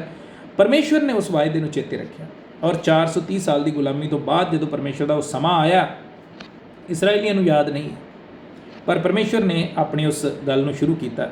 ਔਰ ਅਸੀਂ ਸੈਮੂਅਲ ਦੇ ਵਿੱਚ ਪੜ੍ਹਿਆ, ਦੂਸਰਾ ਸੈਮੂਅਲ ਦੇ ਵਿੱਚ, ਕਿ ਪਰਮੇਸ਼ਵਰ, ਦਾਊਦ ਕੀ ਕਹਿੰਦਾ, ਪਰਮੇਸ਼ਵਰ ਤੂੰ ਆਪ ਗਿਆ, ਪਰਮੇਸ਼ਵਰ ਆਪ ਉਸ ਅੱਗ ਦੀ ਝਾੜੀ ਦੇ ਵਿੱਚ ਉਤਰ ਆਇਆ ਕਿ ਹੁਣ ਸਮਾਂ ਹੈ ਕਿ ਮੈਂ ਜਾਵਾਂ ਅਤੇ ਆਪਣੇ ਲੋਕਾਂ ਨੂੰ ਕੀ ਹੈ, ਉਹਨਾਂ ਦੀ ਗੁਲਾਮੀ ਤੋਂ ਛੁਡਾਵਾਂ। ਸੋ ਜਦੋਂ ਅਸੀਂ ਪਰਮੇਸ਼ਵਰ ਦੀ ਮਹਾਨਤਾ ਦੇਖਦੇ ਨਾ, ਸੋਚ ਕੇ ਵੇਖੀਏ, ਸਾਡੇ ਲਈ ਕਿੰਨੇ ਵੱਡੇ ਆਦਰ ਦੀ ਗੱਲ ਹੈ ਕਿ ਐਸਾ ਪਰਮੇਸ਼ਵਰ ਹੈ ਨਾ ਜਿਹੜਾ ਸਾਡੀਆਂ ਮੁਸ਼ਕਿਲਾਂ ਦਾ ਹੱਲ ਕਰਦਾ, ਔਰ ਮੁਸ਼ਕਿਲਾਂ ਦਾ ਹੱਲ ਬੈਠੇ ਬੈਠੇ ਨਹੀਂ ਕਰਦਾ, ਉਹ ਆਪ ਉਹਨਾਂ ਪਰੇਸ਼ਾਨੀਆਂ ਦੇ ਵਿੱਚ ਸਾਡੇ ਨਾਲ ਉਤਰ ਆਉਂਦਾ ਹੈ।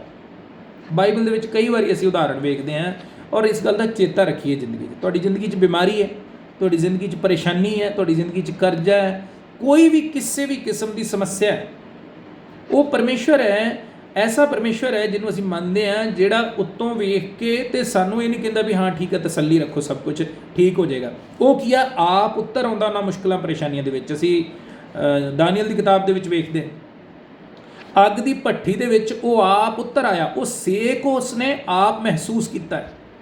ਤੁਹਾਡੀ ਮੁਸ਼ਕਿਲ ਪਰੇਸ਼ਾਨੀ ਜਿੰਨੀ ਤੁਹਾਡੀ ਜ਼ਿੰਦਗੀ ਦੇ ਵਿੱਚ ਤੁਹਾਨੂੰ ਪਰੇਸ਼ਾਨ ਕਰ ਰਹੀ ਹੈ, ਉਨੀ ਉਹ ਪਰਮੇਸ਼ਵਰ ਨੂੰ ਵੀ ਪਰੇਸ਼ਾਨ ਕਰ ਰਹੀ ਹੈ। ਪਰ ਕਿਸੇ ਵੇਲੇ ਉਸ ਮੁਸ਼ਕਿਲ ਪਰੇਸ਼ਾਨੀ ਦਾ ਆਉਣਾ ਜ਼ਰੂਰੀ ਹੁੰਦਾ, ਦੋ ਵਜ੍ਹਾ ਕਰਕੇ, ਮੈਂ ਬਾਰ-ਬਾਰ ਕਹਿੰਦਾ, ਦੋ ਵਜ੍ਹਾ ਕਰਕੇ ਮੁਸ਼ਕਿਲ ਪਰੇਸ਼ਾਨੀ ਸਾਡੀ ਜ਼ਿੰਦਗੀ 'ਚ ਆਉਂਦੀ ਹੈ। ਜਿਹੜੇ ਚੰਗੇ ਵਿਸ਼ਵਾਸੀ ਨੇ, ਪਰਮੇਸ਼ਵਰ ਦਾ ਡਰ ਭਾਵ ਰੱਖਦੇ ਨੇ, ਪਰਮੇਸ਼ਵਰ 'ਤੇ ਵਿਸ਼ਵਾਸ ਰੱਖਦੇ ਨੇ, ਉਹਨਾਂ ਦੀ ਜ਼ਿੰਦਗੀ 'ਚ ਇਸ ਕਰਕੇ ਆਉਂਦੀ ਹੈ ਤਾਂ ਕਿ ਉਹਨਾਂ ਦੇ ਵਿਸ਼ਵਾਸ ਨੂੰ ਹੋਰ ਮਜ਼ਬੂਤ ਕਰੇ। ਸੋਨਾ ਜਿੰਨਾ ਤਾਇਆ ਜਾਏਗਾ ਓਨਾ ਮਹਿੰਗਾ ਹੋਏਗਾ, ਉਨੀ ਉਹਦੀ ਕੀਮਤ ਵਧੇਗੀ। ਇੱਕ ਵਿਸ਼ਵਾਸੀ ਦੀ ਜ਼ਿੰਦਗੀ 'ਚ ਮੁਸ਼ਕਿਲਾਂ ਪਰੇਸ਼ਾਨੀਆਂ ਇਸੇ ਤਰ੍ਹਾਂ ਕੰਮ ਕਰਦੀਆਂ ਨੇ, ਉਹਨਾਂ ਉਹ ਜ਼ਿਆਦਾ ਹੋਰ ਚੰਗਾ ਵਿਸ਼ਵਾਸੀ ਬਣ ਕੇ ਉੱਭਰੇਗਾ, ਪਰਮੇਸ਼ਵਰ ਦੇ ਨਾਂ ਦੀ ਮਹਿਮਾ ਉਹਦੀ ਜ਼ਿੰਦਗੀ ਰਾਹੀਂ ਹੋਏਗੀ। ਅਤੇ ਜਾਂ ਫਿਰ ਦੂਸਰੇ ਇਨਸਾਨ ਉਹ ਨੇ ਜਿਨ੍ਹਾਂ ਦੀ ਜ਼ਿੰਦਗੀ 'ਚ ਮੁਸ਼ਕਿਲਾਂ ਪਰੇਸ਼ਾਨੀਆਂ ਹੁੰਦੀਆਂ ਕਿਉਂਕਿ ਉਹਨਾਂ ਦੀ ਜ਼ਿੰਦਗੀ ਪਰਮੇਸ਼ਵਰ 'ਚ ਸਹੀ ਨਹੀਂ ਹੈ, ਉਹ ਸਜ਼ਾ ਦੇ ਤੌਰ 'ਤੇ ਉਹਨਾਂ ਦੇ ਲਈ ਹੈ, ਉਹਨਾਂ ਦੀਆਂ ਆਪਣੀਆਂ ਕਰਨੀਆਂ ਦੇ ਫਲ ਦੇ ਤੌਰ 'ਤੇ ਉਹਨਾਂ ਦੀ ਜ਼ਿੰਦਗੀ 'ਚ ਉਹ ਆਉਂਦੀਆਂ ਨੇ। ਪਰ ਜਿਹੜੇ ਲੋਕ ਪਰਮੇਸ਼ਵਰ 'ਤੇ ਵਿਸ਼ਵਾਸ ਰੱਖਦੇ ਨੇ, ਭਰੋਸਾ ਰੱਖਦੇ ਨੇ, ਉਹਨਾਂ ਦੇ ਲਈ, ਉਹਨਾਂ ਦੇ ਵਿਸ਼ਵਾਸ ਨੂੰ ਹੋਰ ਜ਼ਿਆਦਾ ਮਜ਼ਬੂਤ ਕਰਨ ਲਈ, ਔਰ ਉਹਨਾਂ ਦੇ ਲਈ ਹੋਰ ਵੱਡੀਆਂ ਬਰਕਤਾਂ ਦੇ ਰਾਹ ਨੂੰ ਖੋਲ੍ਹਣ ਲਈ ਆਉਂਦੀਆਂ ਨੇ। ਸੋ ਕੀ ਹੁੰਦਾ ਹੈ, ਜਦੋਂ ਇਸ ਜਗ੍ਹਾ 'ਤੇ ਹੋਇਆ, ਉਹਨਾਂ ਦੀ ਜ਼ਿੰਦਗੀ 'ਚ ਮੁਸ਼ਕਿਲ ਪਰੇਸ਼ਾਨੀ 430 ਸਾਲ ਦੀ ਸੀ, ਔਰ ਪਰਮੇਸ਼ਵਰ ਦਾ ਜਦੋਂ ਸਮਾਂ ਆਇਆ ਕਿ ਪਰਮੇਸ਼ਵਰ ਉਹਨਾਂ ਨੂੰ ਛੁਡਾਵੇ, ਅਤੇ ਇਸ ਜਗ੍ਹਾ 'ਤੇ 14 ਅਧਿਆਏ ਔਰ ਉਹਦੀ 19 ਤੇ 20 ਆਇਤ ਦੇ ਵਿੱਚ ਅਸੀਂ ਕੀ ਪੜ੍ਹਦੇ, ਪਰਮੇਸ਼ਵਰ ਉਹਨਾਂ ਨੂੰ ਛੁਡਾ ਲਿਆਇਆ। ਔਰ ਫਿਰ ਕੀ ਹੋਇਆ, ਜਦੋਂ ਉਸ ਜਗ੍ਹਾ 'ਤੇ ਉਹ ਪਹੁੰਚੇ ਨੇ, ਨਿਕਲ ਕੇ ਲਾਲ ਸਮੁੰਦਰ ਦੇ ਕੋਲ ਪਹੁੰਚ ਗਏ ਨੇ, ਗੁਲਾਮੀ 'ਚੋਂ ਨਿਕਲ ਆਏ ਨੇ, ਹੈ ਨਾ, ਪਰਮੇਸ਼ਵਰ ਉਹਨਾਂ ਨੂੰ ਛੁਟਕਾਰਾ ਦੇ ਕੇ ਲੈ ਆਇਆ।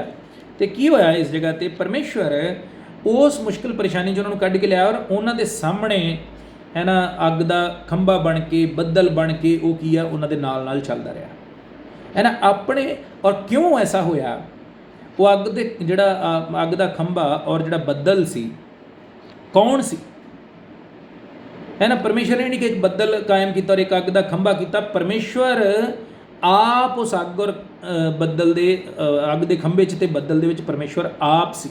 ਵਚਨ 'ਚ ਪੜ੍ਹਾਂਗੇ ਸੀ ਉਹਦੇ ਬਾਰੇ ਲਿਖਿਆ। ਸੋ ਪਰਮੇਸ਼ਵਰ ਕੀ ਲਿਖਿਆ, ਦਾਊਦ ਜਿਹੜੀ ਗੱਲ ਕਹਿ ਰਿਹਾ ਕਿ ਪਰਮੇਸ਼ਵਰ ਤੂੰ ਆਪ ਉੱਤਰ ਆਇਆ, ਆਪ ਗਿਆ ਆਪਣੇ ਲੋਕਾਂ ਨੂੰ ਛਡਾਉਣ ਵਾਸਤੇ। ਪਰਮੇਸ਼ਵਰ ਹੈ ਨਾ ਸਾਡੀ ਮੁਸ਼ਕਿਲ ਪਰੇਸ਼ਾਨੀ 'ਚੋਂ, ਜਾਂ ਫਰਜ਼ ਕਰੋ ਇਸਰਾਏਲੀਆਂ ਦੀ ਜੇ ਗੱਲ ਕਰੀਏ, ਜੇ ਪਰਮੇਸ਼ਵਰ ਉਹਨਾਂ ਨੂੰ ਮੁਸ਼ਕਿਲ ਪਰੇਸ਼ਾਨੀ 'ਚੋਂ ਕੱਢਣਾ ਚਾਹੁੰਦਾ ਤਾਂ ਉਹ ਕਿਸੇ ਵੀ ਤਰ੍ਹਾਂ ਇੰਤਜ਼ਾਮ ਕਰ ਸਕਦਾ ਸੀ। ਜੇ ਉਹ ਫਿਰਾਊਨ ਦੇ ਦਿਲ ਨੂੰ ਕਠੋਰ ਕਰ ਸਕਦਾ ਸੀ, ਤੇ ਫਿਰਾਊਨ ਦੇ ਦਿਲ ਨੂੰ ਹਲੀਮ ਵੀ ਕਰ ਸਕਦਾ ਸੀ ਕਿ ਤੂੰ ਜਾਣ ਦੇ, ਬਸ ਪਹਿਲੀ ਵਾਰੀ ਜਾਣ ਦੇ। ਜਦੋਂ ਸੁਨਾਹ ਮਿਲਿਆ, ਮੂਸਾ ਨੇ ਆ ਕੇ ਫਿਰਾਊਨ ਨੂੰ ਪਹਿਲੀ ਵਾਰੀ ਕਿਹਾ ਕਿ ਪਰਮੇਸ਼ਵਰ ਕਹਿੰਦਾ ਵੀ ਮੇਰੇ ਲੋਕਾਂ ਨੂੰ ਜਾਣ ਦੇ, ਅਤੇ ਪਰਮੇਸ਼ਵਰ ਲਿਖਿਆ ਬਾਈਬਲ ਦੇ ਵਿੱਚ ਅਸੀਂ ਪੜ੍ਹਦੇ ਹਾਂ, ਪਰਮੇਸ਼ਵਰ ਨੇ ਫਿਰਾਊਨ ਦੇ ਦਿਲ ਨੂੰ ਕੀ ਕੀਤਾ, ਕਠੋਰ ਕੀਤਾ। ਅਤੇ ਪਰਮੇਸ਼ਵਰ ਜੇ ਕਠੋਰ ਕਰ ਸਕਦਾ ਸੀ ਤਾਂ ਉਹਨੂੰ ਹਲੀਮ ਵੀ ਕਰ ਸਕਦਾ ਸੀ ਕਿ ਉਹ ਆਪਣੇ ਲੋਕਾਂ ਨੂੰ, ਹੈ ਨਾ, ਉਹ ਮਿਸਰੀਆਂ ਨੂੰ ਕੀ ਹੈ, ਇਸਰਾਏਲੀਆਂ ਨੂੰ ਕੀ ਹੈ, ਜਾਣ ਦੇਵੇ। ਪਰ ਕਿਉਂ ਐਸਾ ਕੀਤਾ, ਕਿਉਂ 10 ਬਵਾਂ ਪਰਮੇਸ਼ਵਰ ਨੇ ਮਿਸਰ ਦੇ ਉੱਤੇ ਲਿਆਂਦੀਆਂ, ਕਿਉਂ ਇੰਨੇ ਝੰਜਟ ਦੇ ਵਿੱਚ ਮੂਸਾ ਨੂੰ ਵੀ ਪਾਇਆ, क्यों परमेश्वर इस तरीके नाल काम करदा रहा? क्यों परमेश्वर एकदम लिया के, जे परमेश्वर आकाश तो उन्हां लई रोटी वरसा सकदा ते किहड़ा काम परमेश्वर नहीं कर सकदा? लाल समुद्र नूं उसने दो हिस्से कर दिता कि वो फिरौन दे दिल नूं नरम नहीं सी कर सकदा कि वो इसराइलियां नूं की जाण देवे, पर नहीं होया। वजह की सी कि जे इसराइली बिना परेशानी दे और बिना ये चिन्ह चमत्कार वेखे, बिना ये परमेश्वर ने जो काम मूसा के राही उस जगह ते कीते सी, बिना ये काम वेखे उस जगह तो निकलदे ते उन्हां दा विश्वास, उन्हां दा भरोसा परमेश्वर उत्ते नहीं सी बजਣਾ। 430 साल वो बिना परमेश्वर तो रहे और ऐसी जिंदगी जींदियां जींदियां है ना वो परमेश्वर तो बिना जीण दे आदी हो गए। अपनियां मुश्किलां परेशानियां ही उन्हां दे लई सब तो वड्डी गल सी और 24 घंटे ਉਹੀ चीज़ां उन्हां दे दिमाग ते हावी सी। और ਅਸੀਂ ਵੇਖਦੇ ਹਾਂ ਕਿ ਜਿੰਨਾ ਚਿਰ ਉਹ ਇਸ ਗੁਲਾਮੀ ਦੇ ਵਿੱਚ ਰਹੇ है ना, परमेश्वर का चेता किते नहीं पढ़न नूं मिलदा कि उन्होंने परमेश्वर का चेता सी।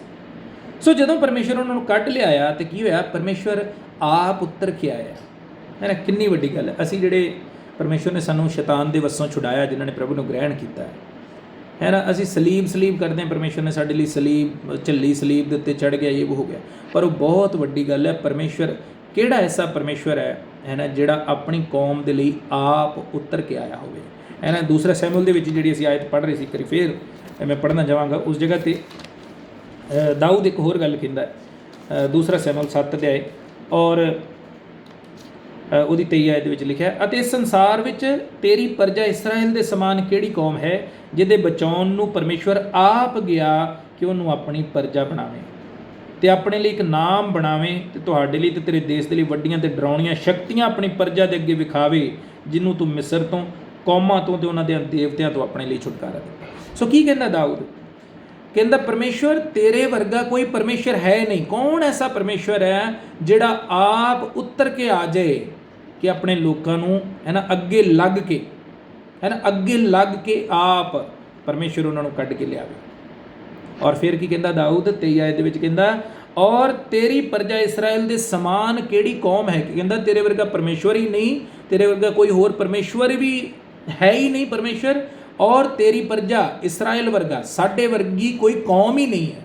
जिहड़े मसीह ने परमेश्वर का दास दाऊद इस जगह ते कहंदा साडे वर्गी कोई कौम नहीं, तेरे वर्गा कोई परमेश्वर नहीं, तो साडे वर्गी कोई कौम नहीं। कादे बारे? क्योंकि परमेश्वर आप साडे लई इस दुनिया च उतर आया। मिस्रियां नूं इसराइल चों उस गुलामी चों इसराइलियां नूं मिस्र चों उस गुलामी चों कड्ढण लई परमेश्वर आप उतर गया। ऐसे कौन लोग ने जिन्हां नूं परमेश्वर इन्ना प्यार करदा है कि सब कुछ त्याग के, सब कुछ स्वर्ग छड्ड के है ना इस धरती ते आप उतर आया है ना। वो परमेश्वर के लोग सी, असी परमेश्वर के लोग है। साडियां मुश्किलां परेशानियां च परमेश्वर आप उतर के आउण लई तैयार है। सानूं जरूर परेशान करदियां ने मुश्किलां परेशानियां है ना, असी वेखदे हां परेशानियां नूं कि कितनी वड्डी है, पर परमेश्वर आप उतर के, जिहड़े लोग परमेश्वर दे उत्ते विश्वास रखते हैं, परमेश्वर आप उतर आउंदा उन्हां दे लई। वो मुश्किल परेशानी दिसदी जरूर है पर नुकसान नहीं करती। सो वापस उस जगह पर आ जाएंगे। कूच की किताब के फिर की होया, जिहड़ी आयत असीं वेख रहे सी 14 अध्याय और उहदी 19 और 20 आयत की लिखा इस जगह पर, और परमेश्वर का दूत जिहड़ा इसराइल के डेरे के अगे अगे तुरया जांदा सी मुड़िया ते उन्हां दे पिछे चलिया गया, और बदल का थंम उन्हां दे अगों मुड़ के पिछे आ खलोता। सो की होया, परमेश्वर आप उस अग दे खंबे च और उस बदल दे विच सी, और जदों मिस्री पिछे पै गए, उन्होंने रथ घोड़े लैके फौज आ रही है, निकल आए ने इसराइली और मिस्री उन्होंने पिछे पिछे आ रहे हैं, तो परमेश्वर की है ना, कितनी वड्डी गल है। सोचिए जरा, परमेश्वर आप उन्होंने नाल है। इसराइली निकले ने और उन्होंने कोल कोई हथियार नहीं ने। उन्होंने तो जिहड़ा रात का आटा उन्होंने उस रात गुन्निया सी रोटी पकाउण लई, वो भी उन्होंने परमेश्वर ने कहा कि बन्नो और इस तरह गुज्जा आटा ही लैके निकल तुरो। उन्होंने रोटी का टाइम भी ना नहीं मिले ऐसे टाइम ते, क्योंकि वो पसाह की रात सी। परमेश्वर ने कहा कि फटाफट ये तुसीं हमेशा इस चीज़ को याद रखना और मनाउणा है। ये की है तुहाडे लई तैयारी का समा, तो तुसीं रोटी खानी है तो अपने लक बन के तैयारी करके खानी है, फटाफट खानी है। उस जगह पर लिखा है, जो तुसीं इहनूं पढ़ो उस जगह पर लिखा फटाफट रोटी खानी, रात की रोटी जिहड़ी तुहाडी है फटाफट तुसीं खानी है।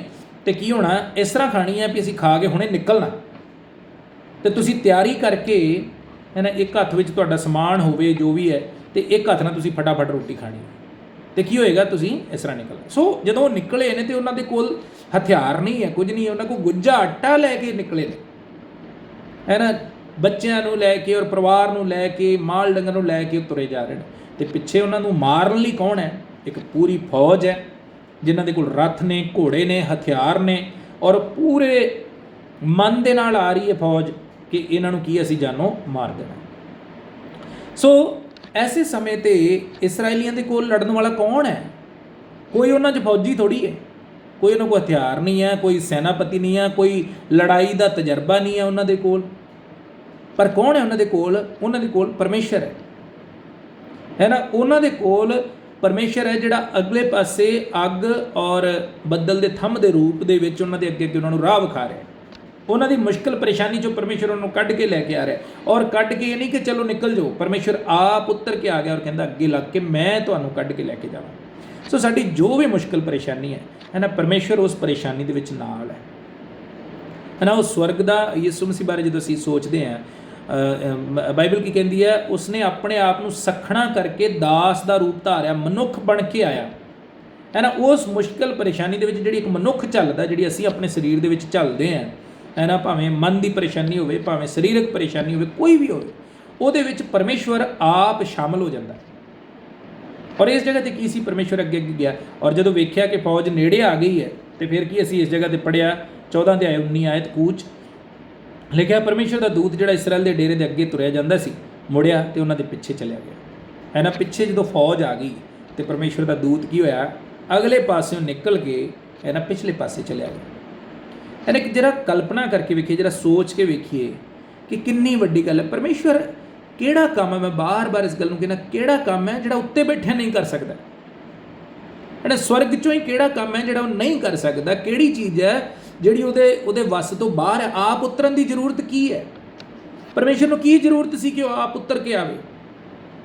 ਉਹ ਤਾਂ ਸਵਰਗ ਤੋਂ ਬੈਠਾ ਬੈਠਾ ਜੇ ਉਹ ਉੱਥੇ ਹੁਣ ਜਦੋਂ ਅਸੀਂ ਵੇਖਦੇ ਅੱਗੇ ਲਾਲ ਸਮੁੰਦਰ ਨੂੰ ਪਰਮੇਸ਼ਰ ਨੇ 2 ਹਿੱਸੇ ਕਰ ਦਿੱਤਾ, ਅਤੇ ਉਹ ਗੱਲ ਔਰ ਕਿਸ ਤਰ੍ਹਾਂ ਕੀਤਾ? ਪਰਮੇਸ਼ਰ ਨੇ ਲਿਖਿਆ ਉਸ ਜਗ੍ਹਾ 'ਤੇ ਹਵਾ ਇੰਨੀ ਤੇਜ਼ ਵਗਾਈ ਕਿ ਸਮੁੰਦਰ ਕੀ ਹੈ?